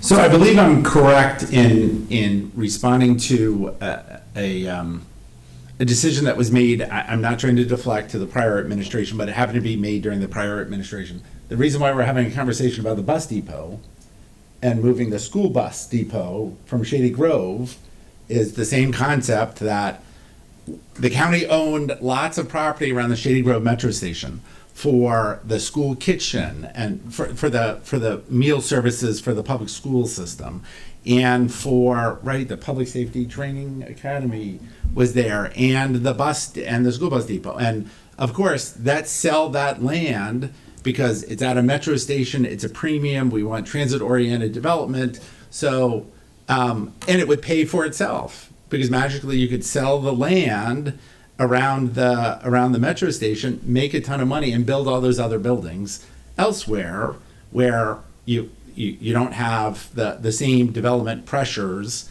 and the same value of land. That bus depot is still sitting there at the metro station. So that is a great idea. That is so much easier said than done, because what we've tried to do before on that front with other parcels, that's where I brought up the area around the metro station. And just to remind people, the courthouses are here in Rockville, as they have been for centuries. The people are detained here, brought here as they have been for centuries. And that jail, the decision to build that complex on 7 locks, which was done in when? 1961, which is even before when Chief Jones joined the police force. That is, we have been, we have these services that are here, and you have to look at it from the other side of what are the, if we wanted to sell that site and move the central processing unit and the detention center and other services that are currently there, we'd have to find a place for them all. Councilmember Feinberg started eloquently, I don't want to pit community against community. I wouldn't be surprised if that wouldn't happen in selecting other sites around the county. And there's no, I think we'd all agree, Clarksburg, Boyd's, where the other prison facility is off of 270, is not nearly as centrally located for the county as facilities here in Rockville. But I just use that as an example. Yes. I mean, it wasn't, contiguous to their jail, but it was just, We think about the value of the land we own all the time. David has no hair because he's pulled it all out from all of his ideas of what we could do with all these different facilities. So it's not like we don't think about that. We aggressively do. There are a lot of strong reasons why Rockville is the best place to site this facility. I know. Can we go to a question on this side?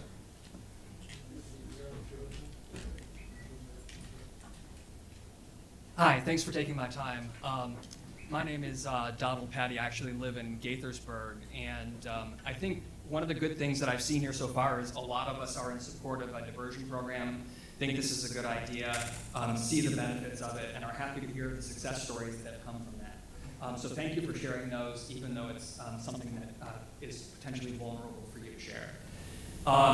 Because I live where I live in Old Town Gaithersburg, I live near the Wells Robertson House, and we do have discharges from that facility, and there are from time to time nuisances that come from that. We certainly are, we live with that, we accept that, we work with the people who come in and out of that facility.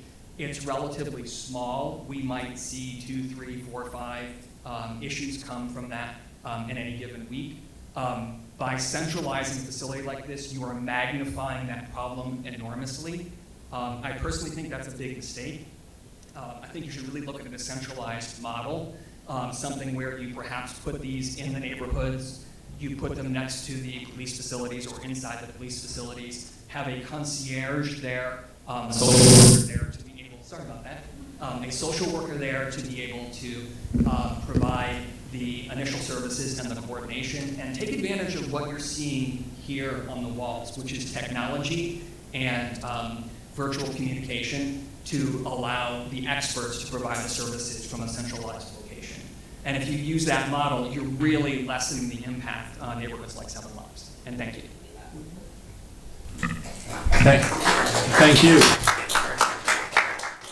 Do you want to hit a question on the? Do you want to hit a question on this side?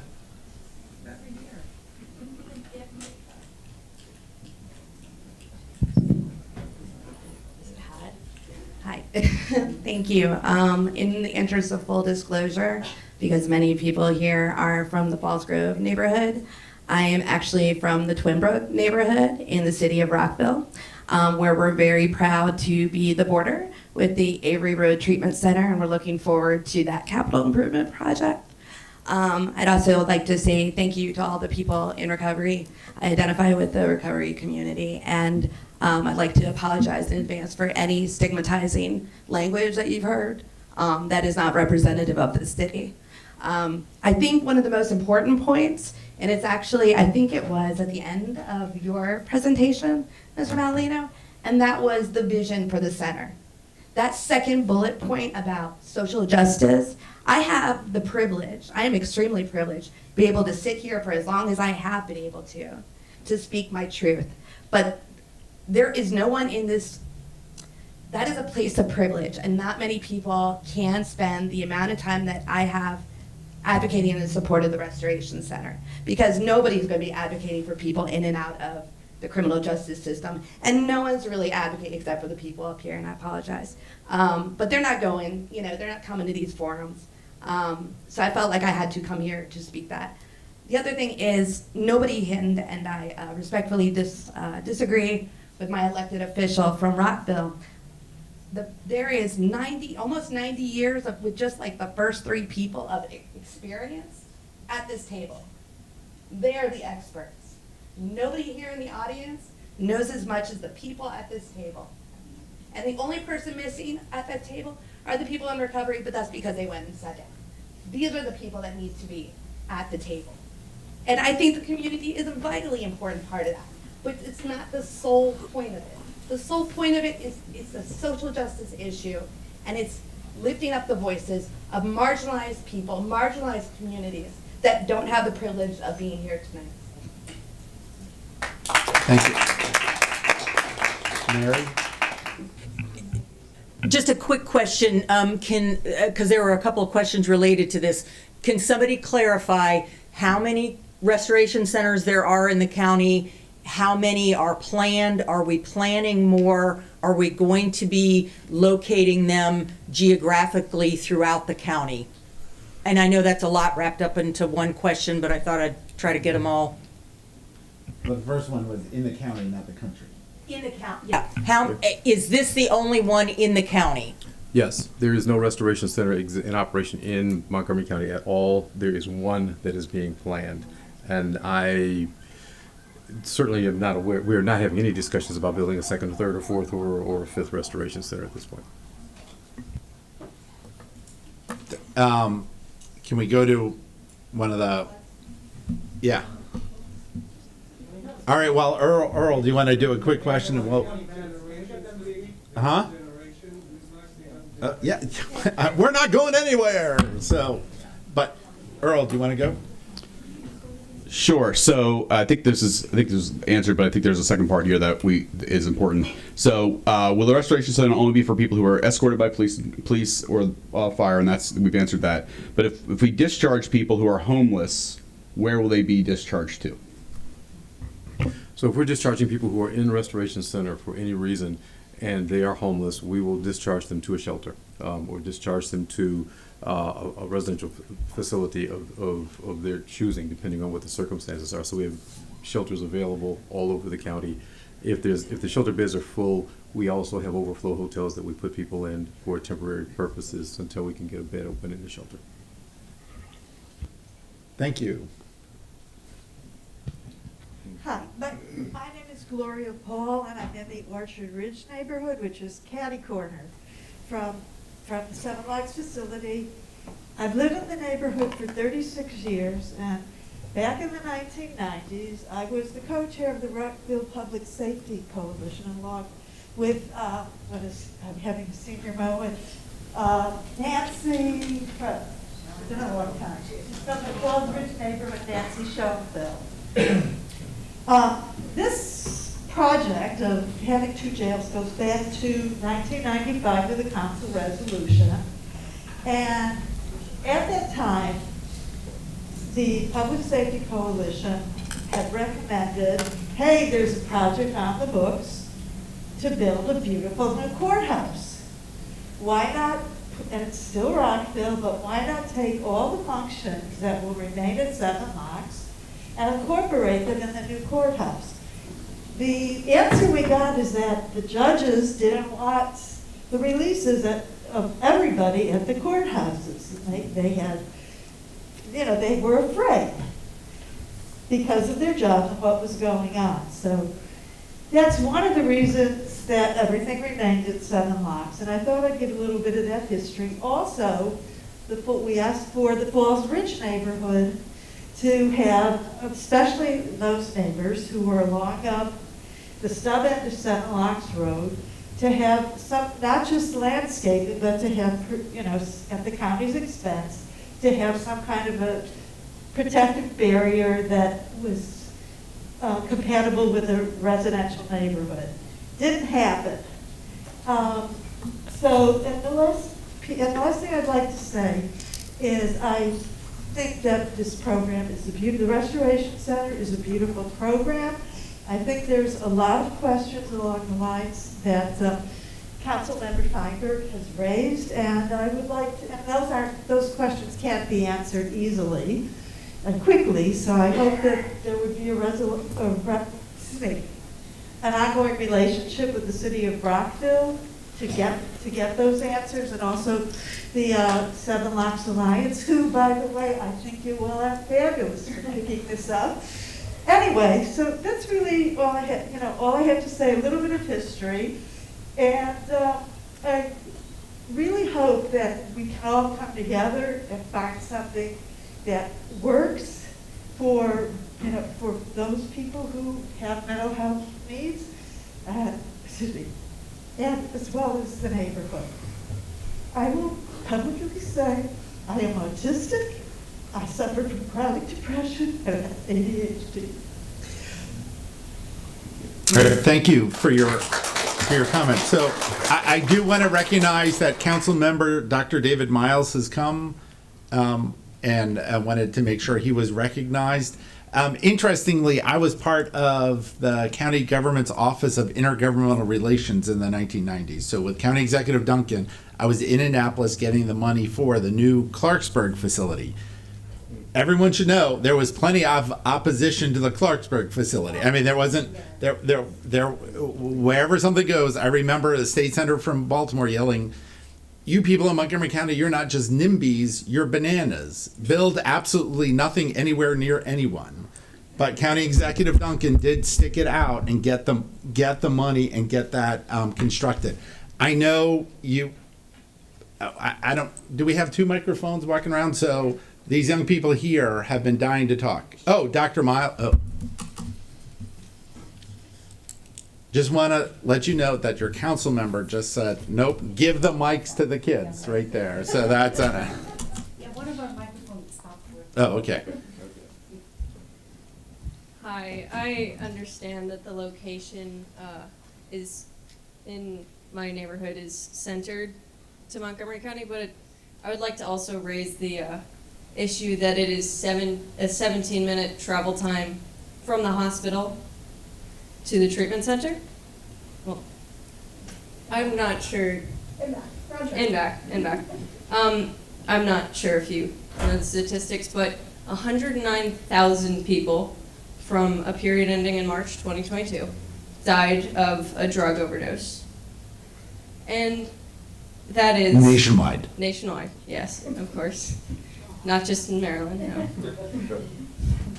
So I'm just wondering, how do you think the 17-minute travel time, not even including them being found in the first place, will impact people that are suffering and overdosing?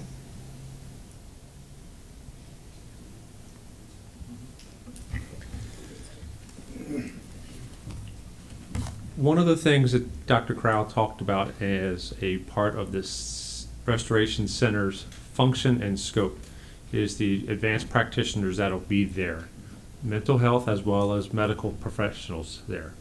Absolutely, an overdose can occur in a watched patient or a non-watched patient at any time, and then time is of a critical nature. The opportunity for intervention starts with the medical staff at the facility and in the facility. They have the capabilities, let's use the common term Narcan, to be able to interact with and intervene into what may be an opioid or fentanyl style overdose, and assist that person immediately and immensely. Additionally, when the crew were to arrive, and your comments are correct in the 7 or 8 minutes to go from downtown station Rockville here, or Shady Grove and Darnestown Road to the Seven Locks area, the crew arrives and then immediately begins patient care on site. The criticality of returning to Shady Grove Hospital for the initiation of care is not the time-dependent nature. The opportunities for the crews to engage and do those life-saving skills on site starts once they arrive. So some of the skills will be baked into the facility with the staff that are there, and then the fire and EMS folks that arrive on those resources, as well as any patrol officers, because they do respond to these overdose calls as well, because of their proximity, can then initiate the additional care.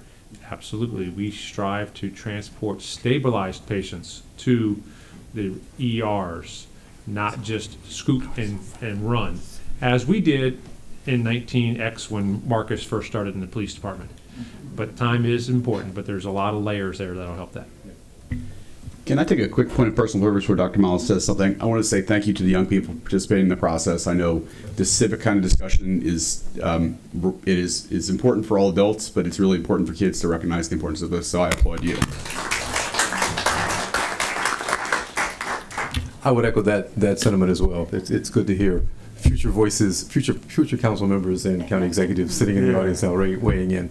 The only thing I would add to this is that we already routinely train our caseworkers, our therapists on CPR and on protective services. They all are equipped with Narcan, and our facilities all contain defibrillators in all of our county buildings, and this would not be an exception. So we would always have an opportunity to have to do emergency support services until we could get fire and rescue here to transport someone to a hospital. Councilmember Miles has joined us at the table because I assume he wants to say something. I'll make it quick, and I was able to listen prior to, so I appreciate that. I want to thank first all the folks in the recovery community who've come out. Thank the kids who've come out, my neighbors, my colleagues, and thank you all for this presentation and for the updates that you all have given since coming to us earlier. I'll be brief and just say that I have a number of disclosures. One, I used to work with Dr. Crowell when I volunteered with the Mental Health Advisory Committee for the county. That's my first foray into volunteering with the city. Being a part of an initiative to bring the drug court to fruition was great. It's awesome. It's a great diversionary piece that's helped a number of individuals. Another disclosure is that I am a pediatrician. I've worked in emergency rooms where people who are obviously intoxicated make it difficult for me to take care of my own patients because of unruliness, and they had no business in the emergency department. The police officers that brought them in shaking their heads because they could be doing something better with their time. So, certainly that's not the place for them to receive care. And certainly police officers love y'all to death, but they're not, they're not drug treatment professionals. They do the best that they can. So I have mixed feelings about this, I'll be quite honest. So I've taken care of patients, but I also live in the neighborhoods. There were 2 dots in my neighborhood where situations have occurred. A person from the jail broke into one of my neighbor's cars.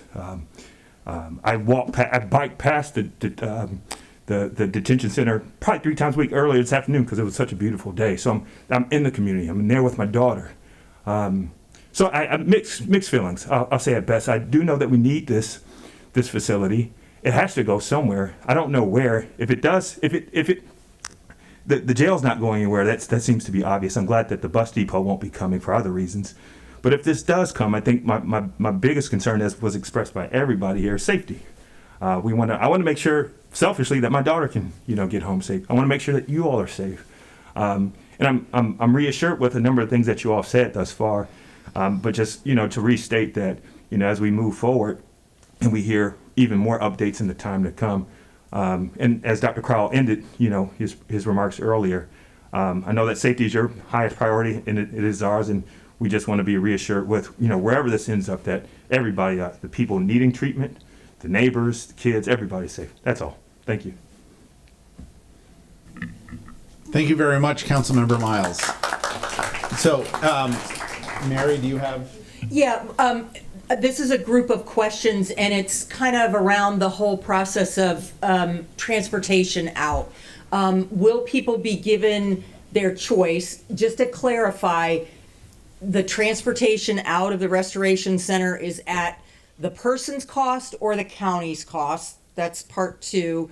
And part 3, are we determining which mode of transportation, and does the person have to do what we say they have to do, or can they just walk off on their own? Kind of, that's all wrapped up in there.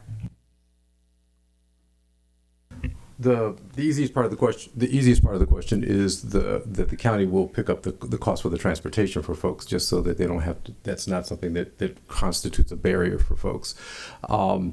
There are a variety of options. I think the options depend on the circumstances. If they need medical transport, obviously that would be an EMS transport, or if they needed an emergency admission over to emergency petition to a hospital, that would be MCPD or EMS transport.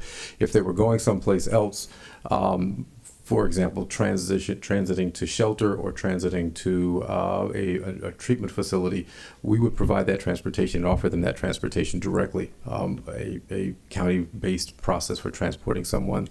They could, if they were going to their homes or community, we would offer them the opportunity for a variety of different things: Uber, Lyft, taxi, tokens if they choose to ride the bus. So it will depend on the circumstance, but the goal is to give them as much option as we can and to make sure that we've provided an adequate means out of the community. The answer, could someone refuse? Absolutely. Someone could decide they want to walk out. I think that's where we are now, without the ability to intervene and engage folks. Our sense of how restoration centers operate is that once people have stabilized and spent some time with us, that they are more amenable to getting something from us, whether we fed them or whether we had a good conversation with them or actually convinced them to take some help. Sometimes it's peer recovery specialists coming into the room that talk with them that can help them to say, yes, I want to get some help. So it may be a peer that actually does some transportation for them. So there are options, and our goal is to try to get people engaged as quickly as possible so that they'll accept those options.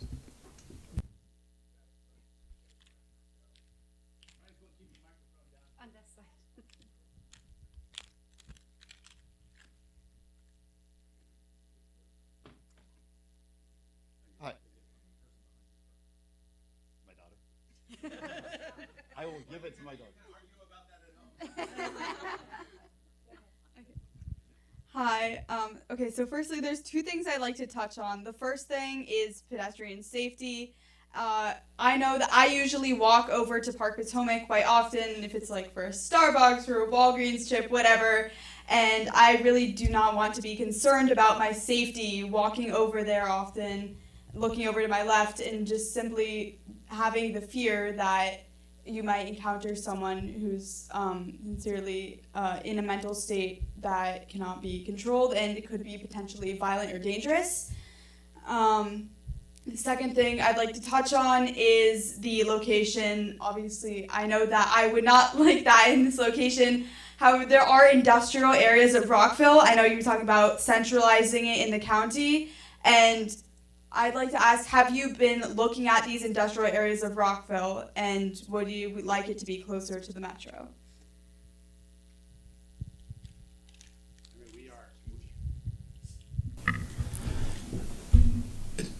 I can say with complete certainty, we would much rather be in a facility in a location where I'm sure there's not a room full of people saying this is a bad spot to be. So if David could find that in an affordable place that we could do, I mean, there are limitations in both our budget and in what works again with the facilities, the other services that are already at the Seven Locks Criminal Justice Complex. So, yes, sir. Thank you. Actually, that leads me perfectly into my question. But the first thing I just wanted to say is I'm actually really proud to live in a county that takes this seriously. It takes the decriminalization of mental health and addiction services seriously, and that we actually are here having this discussion. So thank you for having this discussion. What I wanted to ask about, one of the main cornerstones that has been stated tonight is that the facility needs to be there because it is next to the CPU and the detention center. But the Crisis Now organization, which I appreciate that you had somebody here for, that we were trying to follow, actually specifically discourages being next to criminal justice facility for all the reasons that have been stated here tonight. The appearance of being near where people would be admitted. In fact, it's very possible people would have been admitted before, would deter people from even taking an ambulance to this facility. Or the fact that they're not actually able to self-admit means they can come by police car or by ambulance, and those are their only options, right? And if they will not go by ambulance, that means the only way that we can actually get them to this facility is by calling the police. I think that's actually the opposite of what we're trying to do. So the Crisis Now model does provide some guidance. One of the key things that it provides for is mobile crisis units. And I haven't heard that discussed at all tonight, but that's actually a really important part of what we need in this county, is to bring crisis resolution to the people that are in crisis. Bringing them from their homes and from other places is not the first option, or even the second option, or even the third option. And the Crisis Now model, actually, in their best practices, is very clear about this, that is what the focus should be on, and this Restoration Center is the backstop to that, right? It's if that isn't going to work, or if they're evaluated on scene. But the evaluation on scene is with a mobile crisis unit is done by a professional, by somebody, again, that is able to evaluate them using the locus model to say they should go to the Restoration Center. So you should know that, you'll be very happy to know that Councilmember Katz, as chair of the Public Safety Committee, County Executive Elrich, the colleagues on the council have championed this issue, and we are moving forward with mobile crisis teams. Yes. The Crisis Now model, you nailed it. You get two of the three prongs of this. One of them is mobile crisis outreach. The other one is air traffic control, centralized coordination of information around folks. And the third one is the Restoration Center as a stabilization opportunity for folks. We started this with mobile crisis outreach. 2 years ago, we had one mobile crisis outreach team, civilian mobile crisis outreach team for the entire county. Now we have three, but seven across 7 different shifts at this point. We have 3 different locations. Okay, so the issue is growing the mobile crisis team. We've grown the mobile crisis team with support from the council and from the county executive. We have also been spending an inordinate amount of time in communication strategies with the 988 numbers, our suicide partners, the folks at 911, our crisis center call centers, and 311 to make sure that when calls come in, they are centrally managed and triaged. And the Restoration Center is simply the third leg of this process. So you're right, all 3 of those things are in play for us. And I just wanted to kind of finish my question, which I appreciate that, and I'm very happy to hear that. But that actually makes the point all the more apt that the location next to a criminal justice facility is counter to that entire movement, right? If we're saying that we're actually trying to move to the mobile crisis model, but the reason it has to be there is because it has to be next to the criminal justice facility, because the only way we can get them in the facility is by going through the CPU. We've actually defeated the entire point of the location. And so the Crisis Now model does provide a recommendation, and if I would assume that you guys have looked at this, co-location with an existing crisis facility, such as Picard, is recommended. They also recommend, as has been stated tonight, that it be near, not in, but near a hospital, for all the reasons, again, that have been stated tonight. So again, the location selection, and that is the only reason that's been given for this particular location, is counter to the Crisis Now model in a very clear language. Thank you.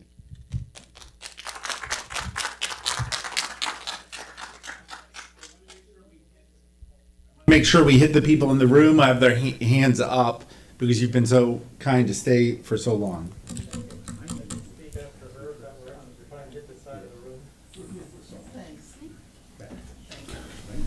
Hi, my name is Hannah Fisher. I've lived right off Falls Mead for close to 39 years, so I've seen a lot of changes in the area in that time.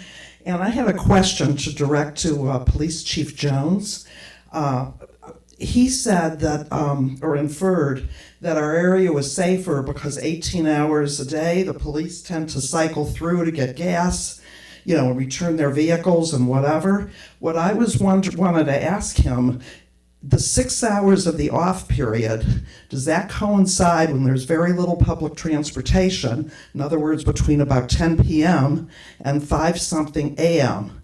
Because those would be the hours when the area would be most deserted and least safe. Thank you. You are correct. That would be the hours which there would be no presence from a large scale of officers. But understand, you still have officers who work that beat throughout the entire night.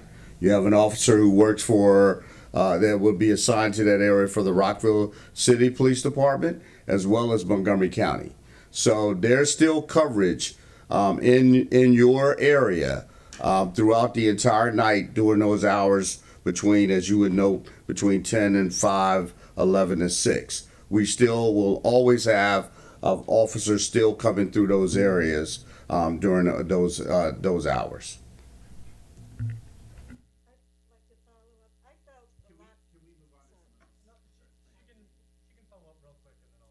I felt a lot safer when the District 1 police station was right next to the jail. And it's not there anymore. Well, I'll just say this, I'm not trying to be smart, alecky, but many people feel like a police station is like the fire station. Like most of the firemen are in the station at one given time. The police station, it doesn't function that way. The functionality of a police station is the officers who are assigned to patrol are not supposed to be in the police station, okay? Because I want them out in the areas of patrol.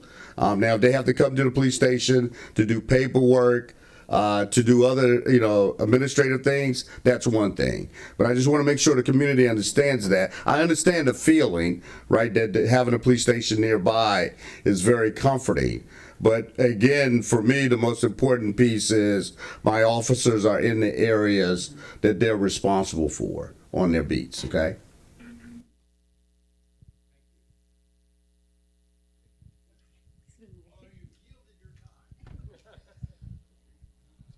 Right, so I actually have quite a bit to go through, but I'll try to make this quick. Some of these you're going to obviously not have answers for on the spot. There was talk about taxis, Ubers, and Lyfts. Is that going to be covered by the county? 100% of it will be covered by the county? Fair enough. Is there any idea what the percentage of crisis center patients that are violent or have committed violent crimes trying to be brought to help, get help, come in just after having help, don't get the help they need in time? Do we have any idea the percentage that are violent or have committed violent crimes? Well, I think we've been clear that someone who's committed a violent crime, a crime against another person, is not going to be brought to the Restoration Center. No, there's a misunderstanding. Someone who assaults someone will not be brought in. Someone who is in mental crisis will then potentially end up assaulting someone because they're scared, they're tweaked out of their mind with drugs, they have a mental imbalance, any number of things, right? The whole idea is to get the help that they need because they are in crisis, crisis being the key term. So how many of these people that are not initially violent or initially, performing a violent crime end up turning violent when they are trying to be brought in for said counseling and other things? So I don't know that I can answer the question statistically for you, but I can tell you just by example, our Montgomery County Crisis Center Picard, which serves our civilian population, where there are walk-ins and people do come in, serves on average about 3,000 walk-ins a year. In the last couple of years, there have been maybe 2 incidents or 3 incidents. There are incidents where people escalate but aren't violent, where we make a decision that we need law enforcement to come and escort them to an emergency petition. But the number of times we've had someone turn violent in that crisis center is statistically very low for us. So we can do some numbers, we can run some numbers and try to answer that in a more formal way. The other thing I would reiterate is that 2 things happen that we've now put in place as a result of our our mobile crisis outreach team. And one of them is, as we're responding to civilian calls, we have a whole team of folks that are doing the background research to find out what the history of the person is, so that we have some sense by the time the crisis team gets there of their history and whether or not there's a history of violence. And that allows us to make a decision about how we respond and what the next steps are. Okay. The next question is about the incident map. You showed, I don't know the scale, but it was immediately around where the proposed site is. Okay. What about the rest of the county? What's the incident rate like for the entire county, for the entire state? You're looking at such a small window and basically pointing and say, hey, look, there's problems here. This is why it should be here. But I'm willing to bet the size of the map you had is a tiny fraction. I don't think that there was, I don't think at all we were trying to show that map as a, look at the problems that are here, that's why it belongs here. I think it was more to say that there have been a limited number of incidents over the, I think it covered a 7-year period in the map. So, but if you do want to, I mean, trust me, if you go to the police department website, you can get a map of the entire county. You can layer it, you can pick by crimes, you can go through. I mean, we put out a ton of information about our law enforcement community. Okay. So what you will find though is the area around MCDC is a safer community than almost any across the county. Or across the state, for that matter. Okay, so then in that regard, shouldn't this center be located closer to where incidents are occurring? All right. Where was I? I believe the numbers that were counted earlier were 70,000 people a year being transported. And that was, I heard about 15% were sent to, or would be sent to a place like the crisis center, which is about 10,000 is what I heard a year. So just want to understand that you are busing 10,000 people around every year into a small neighborhood? No. So the over 70,000 transports to a hospital a year is our numerics of people transported after for an EMS incident. Roughly 15%, or just over 10,000 of that 70,000, do have a behavioral health nexus or chief complaint. We are not saying that 10,000 becomes Restoration Center patients, clients, or visitors. It is a part of what Dr. Crowell outlined as what is eligible or available and appropriate into the Crisis Now model and to the Restoration Center.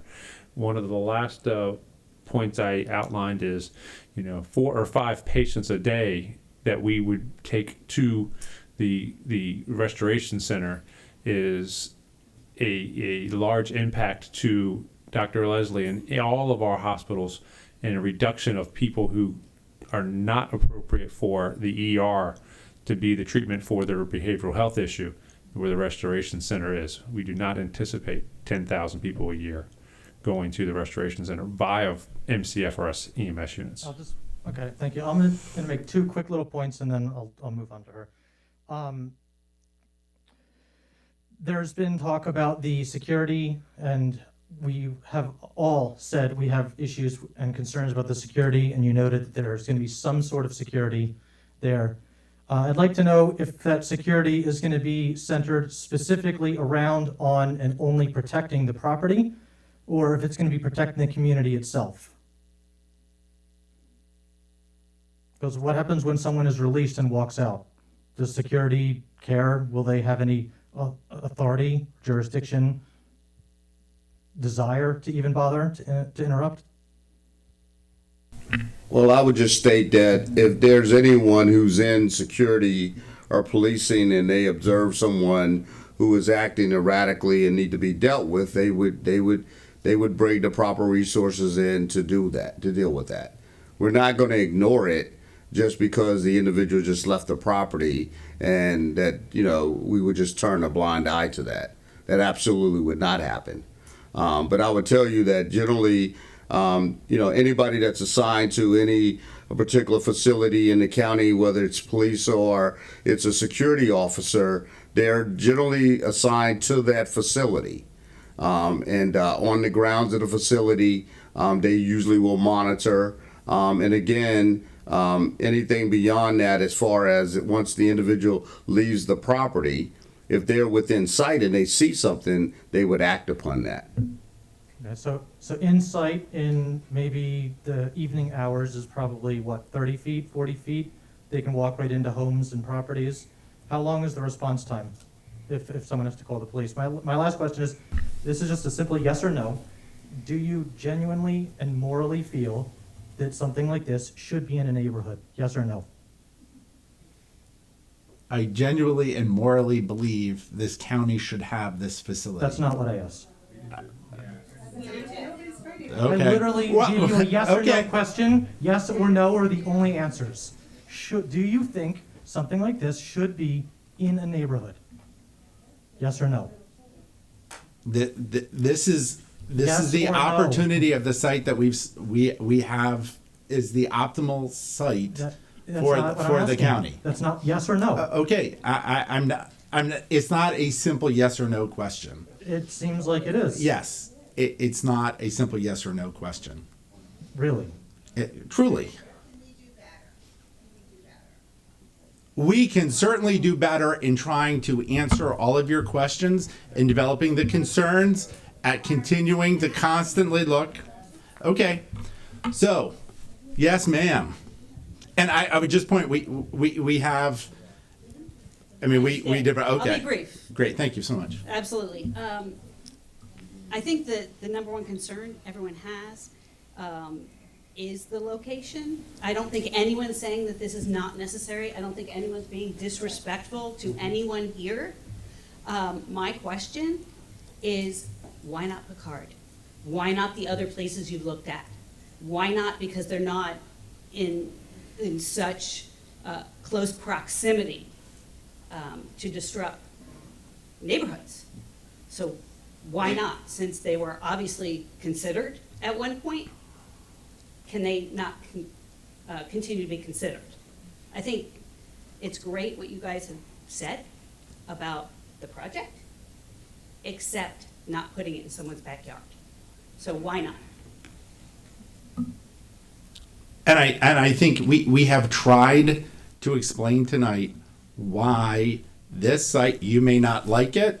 We have tried to explain why this site provides a series of advantages for its use. What I'm asking is, why not the other places though? Because it still would be advantageous. It may be a tiny bit further away, but it would also not be directly in a neighborhood. So that's why I'm asking. I have not heard why those would be less advantageous, significantly less advantageous than where it is now. Okay. Is it development? Is it something we don't know? That's what I'd like an answer to. Are you giving just the cost? You kept saying cost. I mean, is it literally just the cost of the project is why it has to be in our neighborhood? It's much cheaper to put it in a commercial building. I'm sorry. Yeah, I would just like an answer, not, we covered or I Do you mind tried, it? or there are lots of factors. I would just like an answer. So let me restate the several points that have been made. First, I come from a public health perspective that the Restoration Center in itself is a safety measure for anywhere, a commercial spot, in a business area, or in a neighborhood. It's a safety measure for many of the reasons that have been stated. One, it's by the CPU, and to some extent, I disagree a little bit with you, Leon, because it is also a social justice issue. We are trying also to provide an alternative to people that oftentimes are charged and sent to jail. Okay? All right? So we are never going to be able to satisfy your answer today. Why not another location? That was not answered. Yeah. Right, everyone thinks it's a great project. Can I finish? Let me finish a couple points. We also stated a number of times the transportation options that are being considered.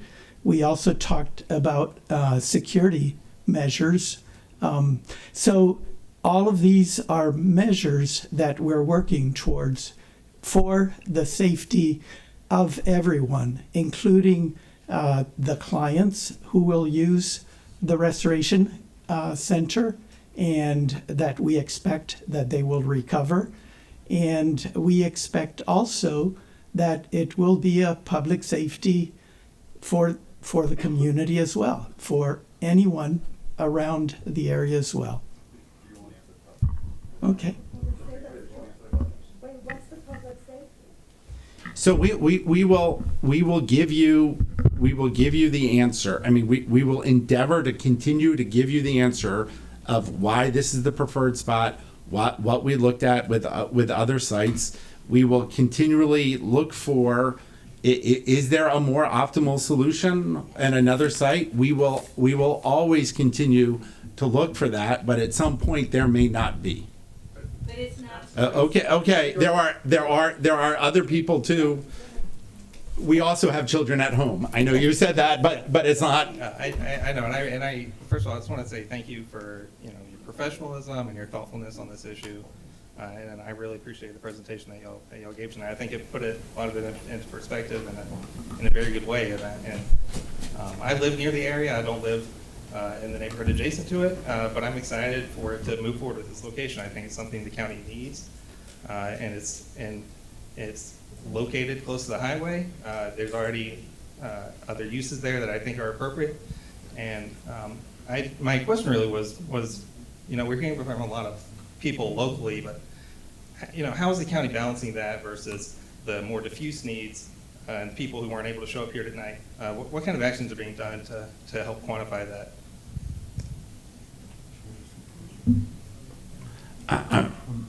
I'm not sure neither one of us necessarily understood what you were asking for. Right, exactly. I mean, there's a number of people, most of the people who would benefit from this service aren't able to be here tonight. And how do you take that into account when you're making these decisions or taking into community feedback? And, you mentioned things like the architect takes into account community input. What kind of input do they get from people who may be needing these services? Yeah, the purpose of this community forum was to extend the invitation to the entire community. That's why we have also the virtual option. We send a news release. I recognize it may have been a little later. It was kind of a little short notice. We could have had maybe a lot more people here tonight, but that's the intent of this community forum, to reach every single resident in this county who has concerns about people that are undergoing a behavioral health crisis. And that's what is important. We need to hear all the voices, and that's why we're here to listen to the neighborhood. But we're also, at least my responsibility as the Chief of Behavioral Health and Crisis Services, is to attend to the behavioral health needs of the entire population in this county, and especially those that need stabilization. That's why I'm here, and I'm committed to this work. And I'm going to restate, it is I believe that the work we're doing in the Crisis Now model is not only a behavioral health, but it's also a public safety issue and measure. And I can talk for a long time with you on the side if you'd like. Also, Dr. Santiago, on that.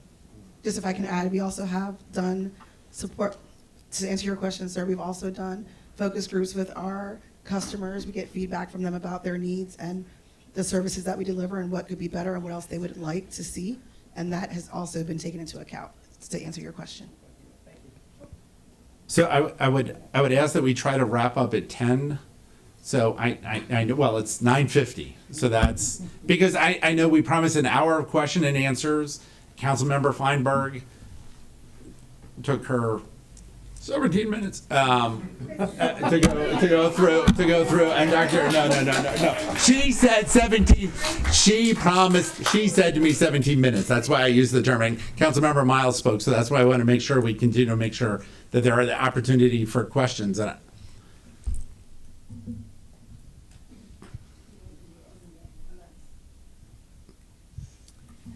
thank you for this forum. There was a lot of discussion about history tonight, and I would like to point out that Rockville has a long history of hosting groundbreaking mental health facilities. The Chestnut Lodge was in the city for many years, in the middle of a residential neighborhood, with which it peacefully coexisted for many, many years. When neighborhoods like this reject these facilities and say, we really think it's a great idea, but not in my backyard, and ask for them to be put in industrial areas, we need to keep in mind that in the city of Rockville, that means being adjacent to poor and minority neighborhoods and low-income neighborhoods. This is David Skull Apartments in our industrial areas, very close to there, and other neighborhoods that are often marginalized. So we need to be cognizant of the social justice issue, not just in terms of the services this is providing, but in its location as well. Thank you.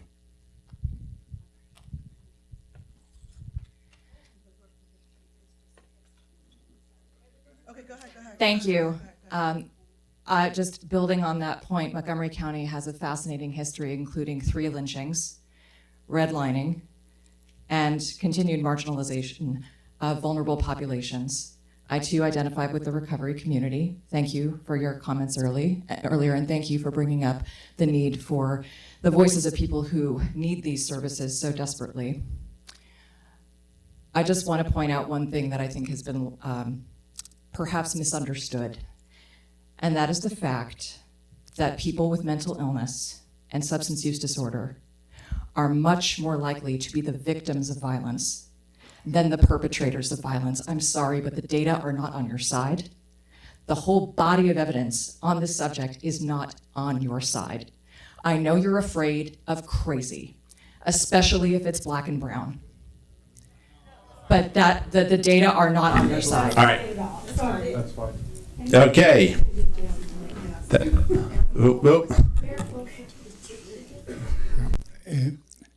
So like everybody else here, I'm all for the concept of this center and for the importance of decriminalization of people with mental problems. Let there be no doubt about it.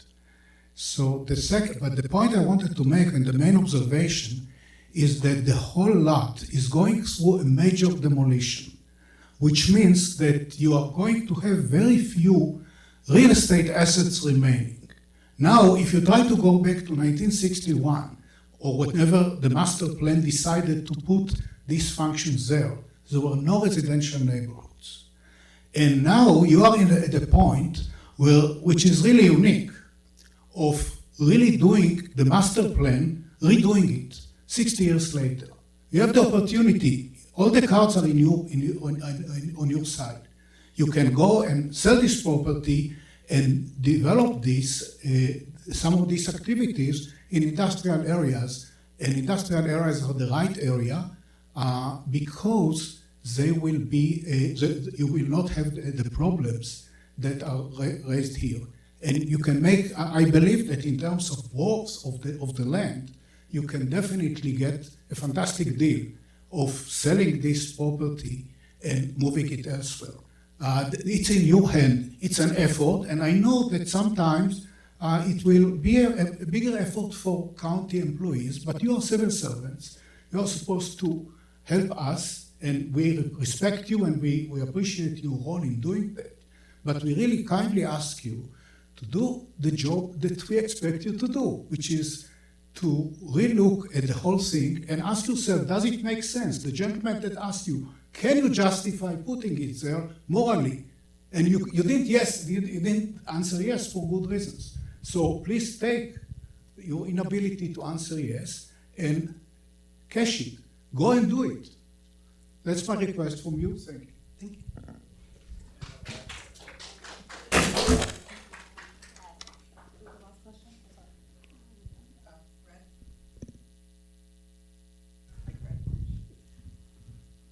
know where to begin this. When we came tonight, we expected to talk about the bus depot. It was maybe 5 of 7 when we were told that's off the table, it's not happening.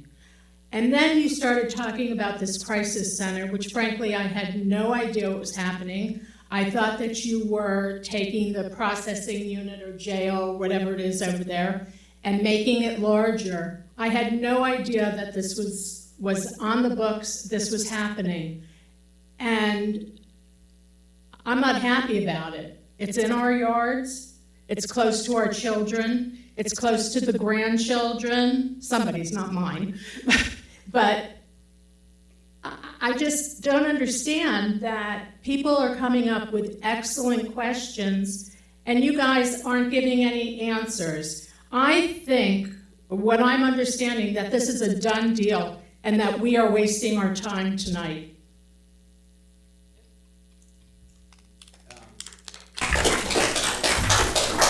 And do you want the one last?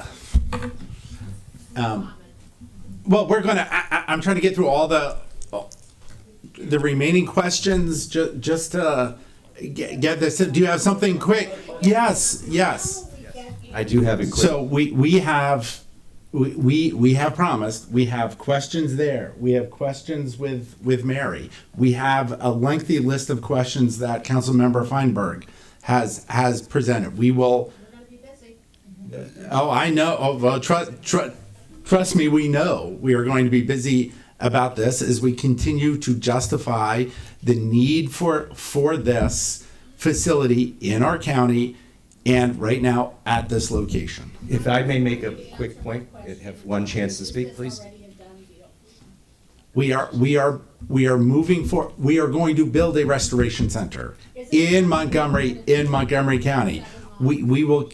At the present time, this is the preferred location.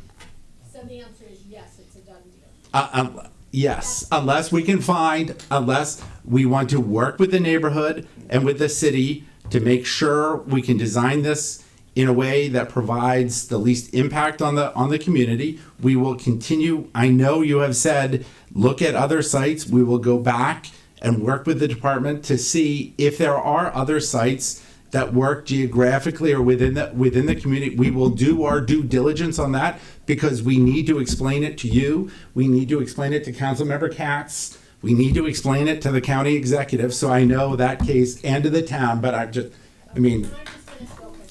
I want to say that I think you talked about 40 beds, 20 chairs. Are you thinking about doing a high-rise building? Are you thinking about doing like a halfway house that's over on Neville Street? What are you thinking about? It's frankly, the square footage that was looked at based upon the program requirements is not that large a building, about 15,000 square feet. It's or less. The site would be, it's a single story is what we've looked at, so it's not a high rise. Obviously, if it was on a smaller piece of ground, but talking to the professionals that operate these centers, talking to my colleagues, when we go into the design, I can tell you that talking to corrections professionals, health and human service professionals, they have certain operating requirements that make it like straight hallways so they can see things, security. Been a lot of concern about security, so I factor those things into the design that we have. So in all of it, it's going to be single story, and again, based upon the program requirements, it's just not that large a building. Is it gated? Well, all the security requirements will go into the site, both the site design and the building design itself. I don't know if there's. So, excuse me, real quickly, I couldn't agree more with the need for a restoration center in Montgomery County. Everyone here probably either has a family member or a friend who has had a need for these services. However, I will say, I would think common sense would say if you have a restoration center right next to a jail, let's call it what it is, if you're being taken there for the needs that, whatever the needs may be, in a person's mind, some people are going to make the connection, wait a minute, this is the next step for me, is to jail. And I know that sounds like a harsh reality, but I think that is a reality, and I think that's why a place like Picard would be a far better place for the person who needs the assistance. Having it in the neighborhood, I understand the reasons that the people here, and I think that I agree with them, but I think more importantly, if I'm a person in need and I'm taken to a restoration center and I see a jail, the spotlight goes off, wait a minute, you gotta be out of your minds. My next stop is there, not here. Picard is surrounded by office buildings and less anxiety-ridden places. For that reason, I think having it at the Seven Locks place is complete insanity. It should not even be considered there when we have another spot that's much better. All right, thank you. And then, just I don't want to revolt of the senior executive staff. You can get a 15,000 square foot build space in a building. There's a lot of vacancies around Shady Grove. There's other mental health facilities around Shady Grove. You can get a space like that very reasonable. Within 3 months, the owner will fit it to your need. You can be in operation within 3 to 4 months. You don't have to wait 2 or 3 years. And believe me, there's a lot of vacancies. I know a lot of the commercial real estate, and there's a lot of space, and the landlord will fit it to whatever you need. And it'll be so much cheaper. You have all this money, you sign a 10-year lease, they'll throw in all the improvements, and you're in business, 3-4 months. Did you were going to say something? Okay, so thank you all very much. Thank you for your patience in listening to us talk. I know our presentation went long. I know there are a variety of things we need to follow up on to continue to make the case, and we will endeavor to do that. Many of the questions that you have raised, we will continue to try to answer. It's what Councilmember Katz expects. It's what County Executive Eldridge expects. It's what you all deserve. So thank you. Yes, additional cards, send it to Earl. Earl. Do we have an idea of, We're thinking 2 to 3 months or something like that. so 2 to 3 months? Yeah, any question that did not get answered, if you get a card into me, we'll make sure it gets answered in writing. And the online ones. Oh, and the online ones as well.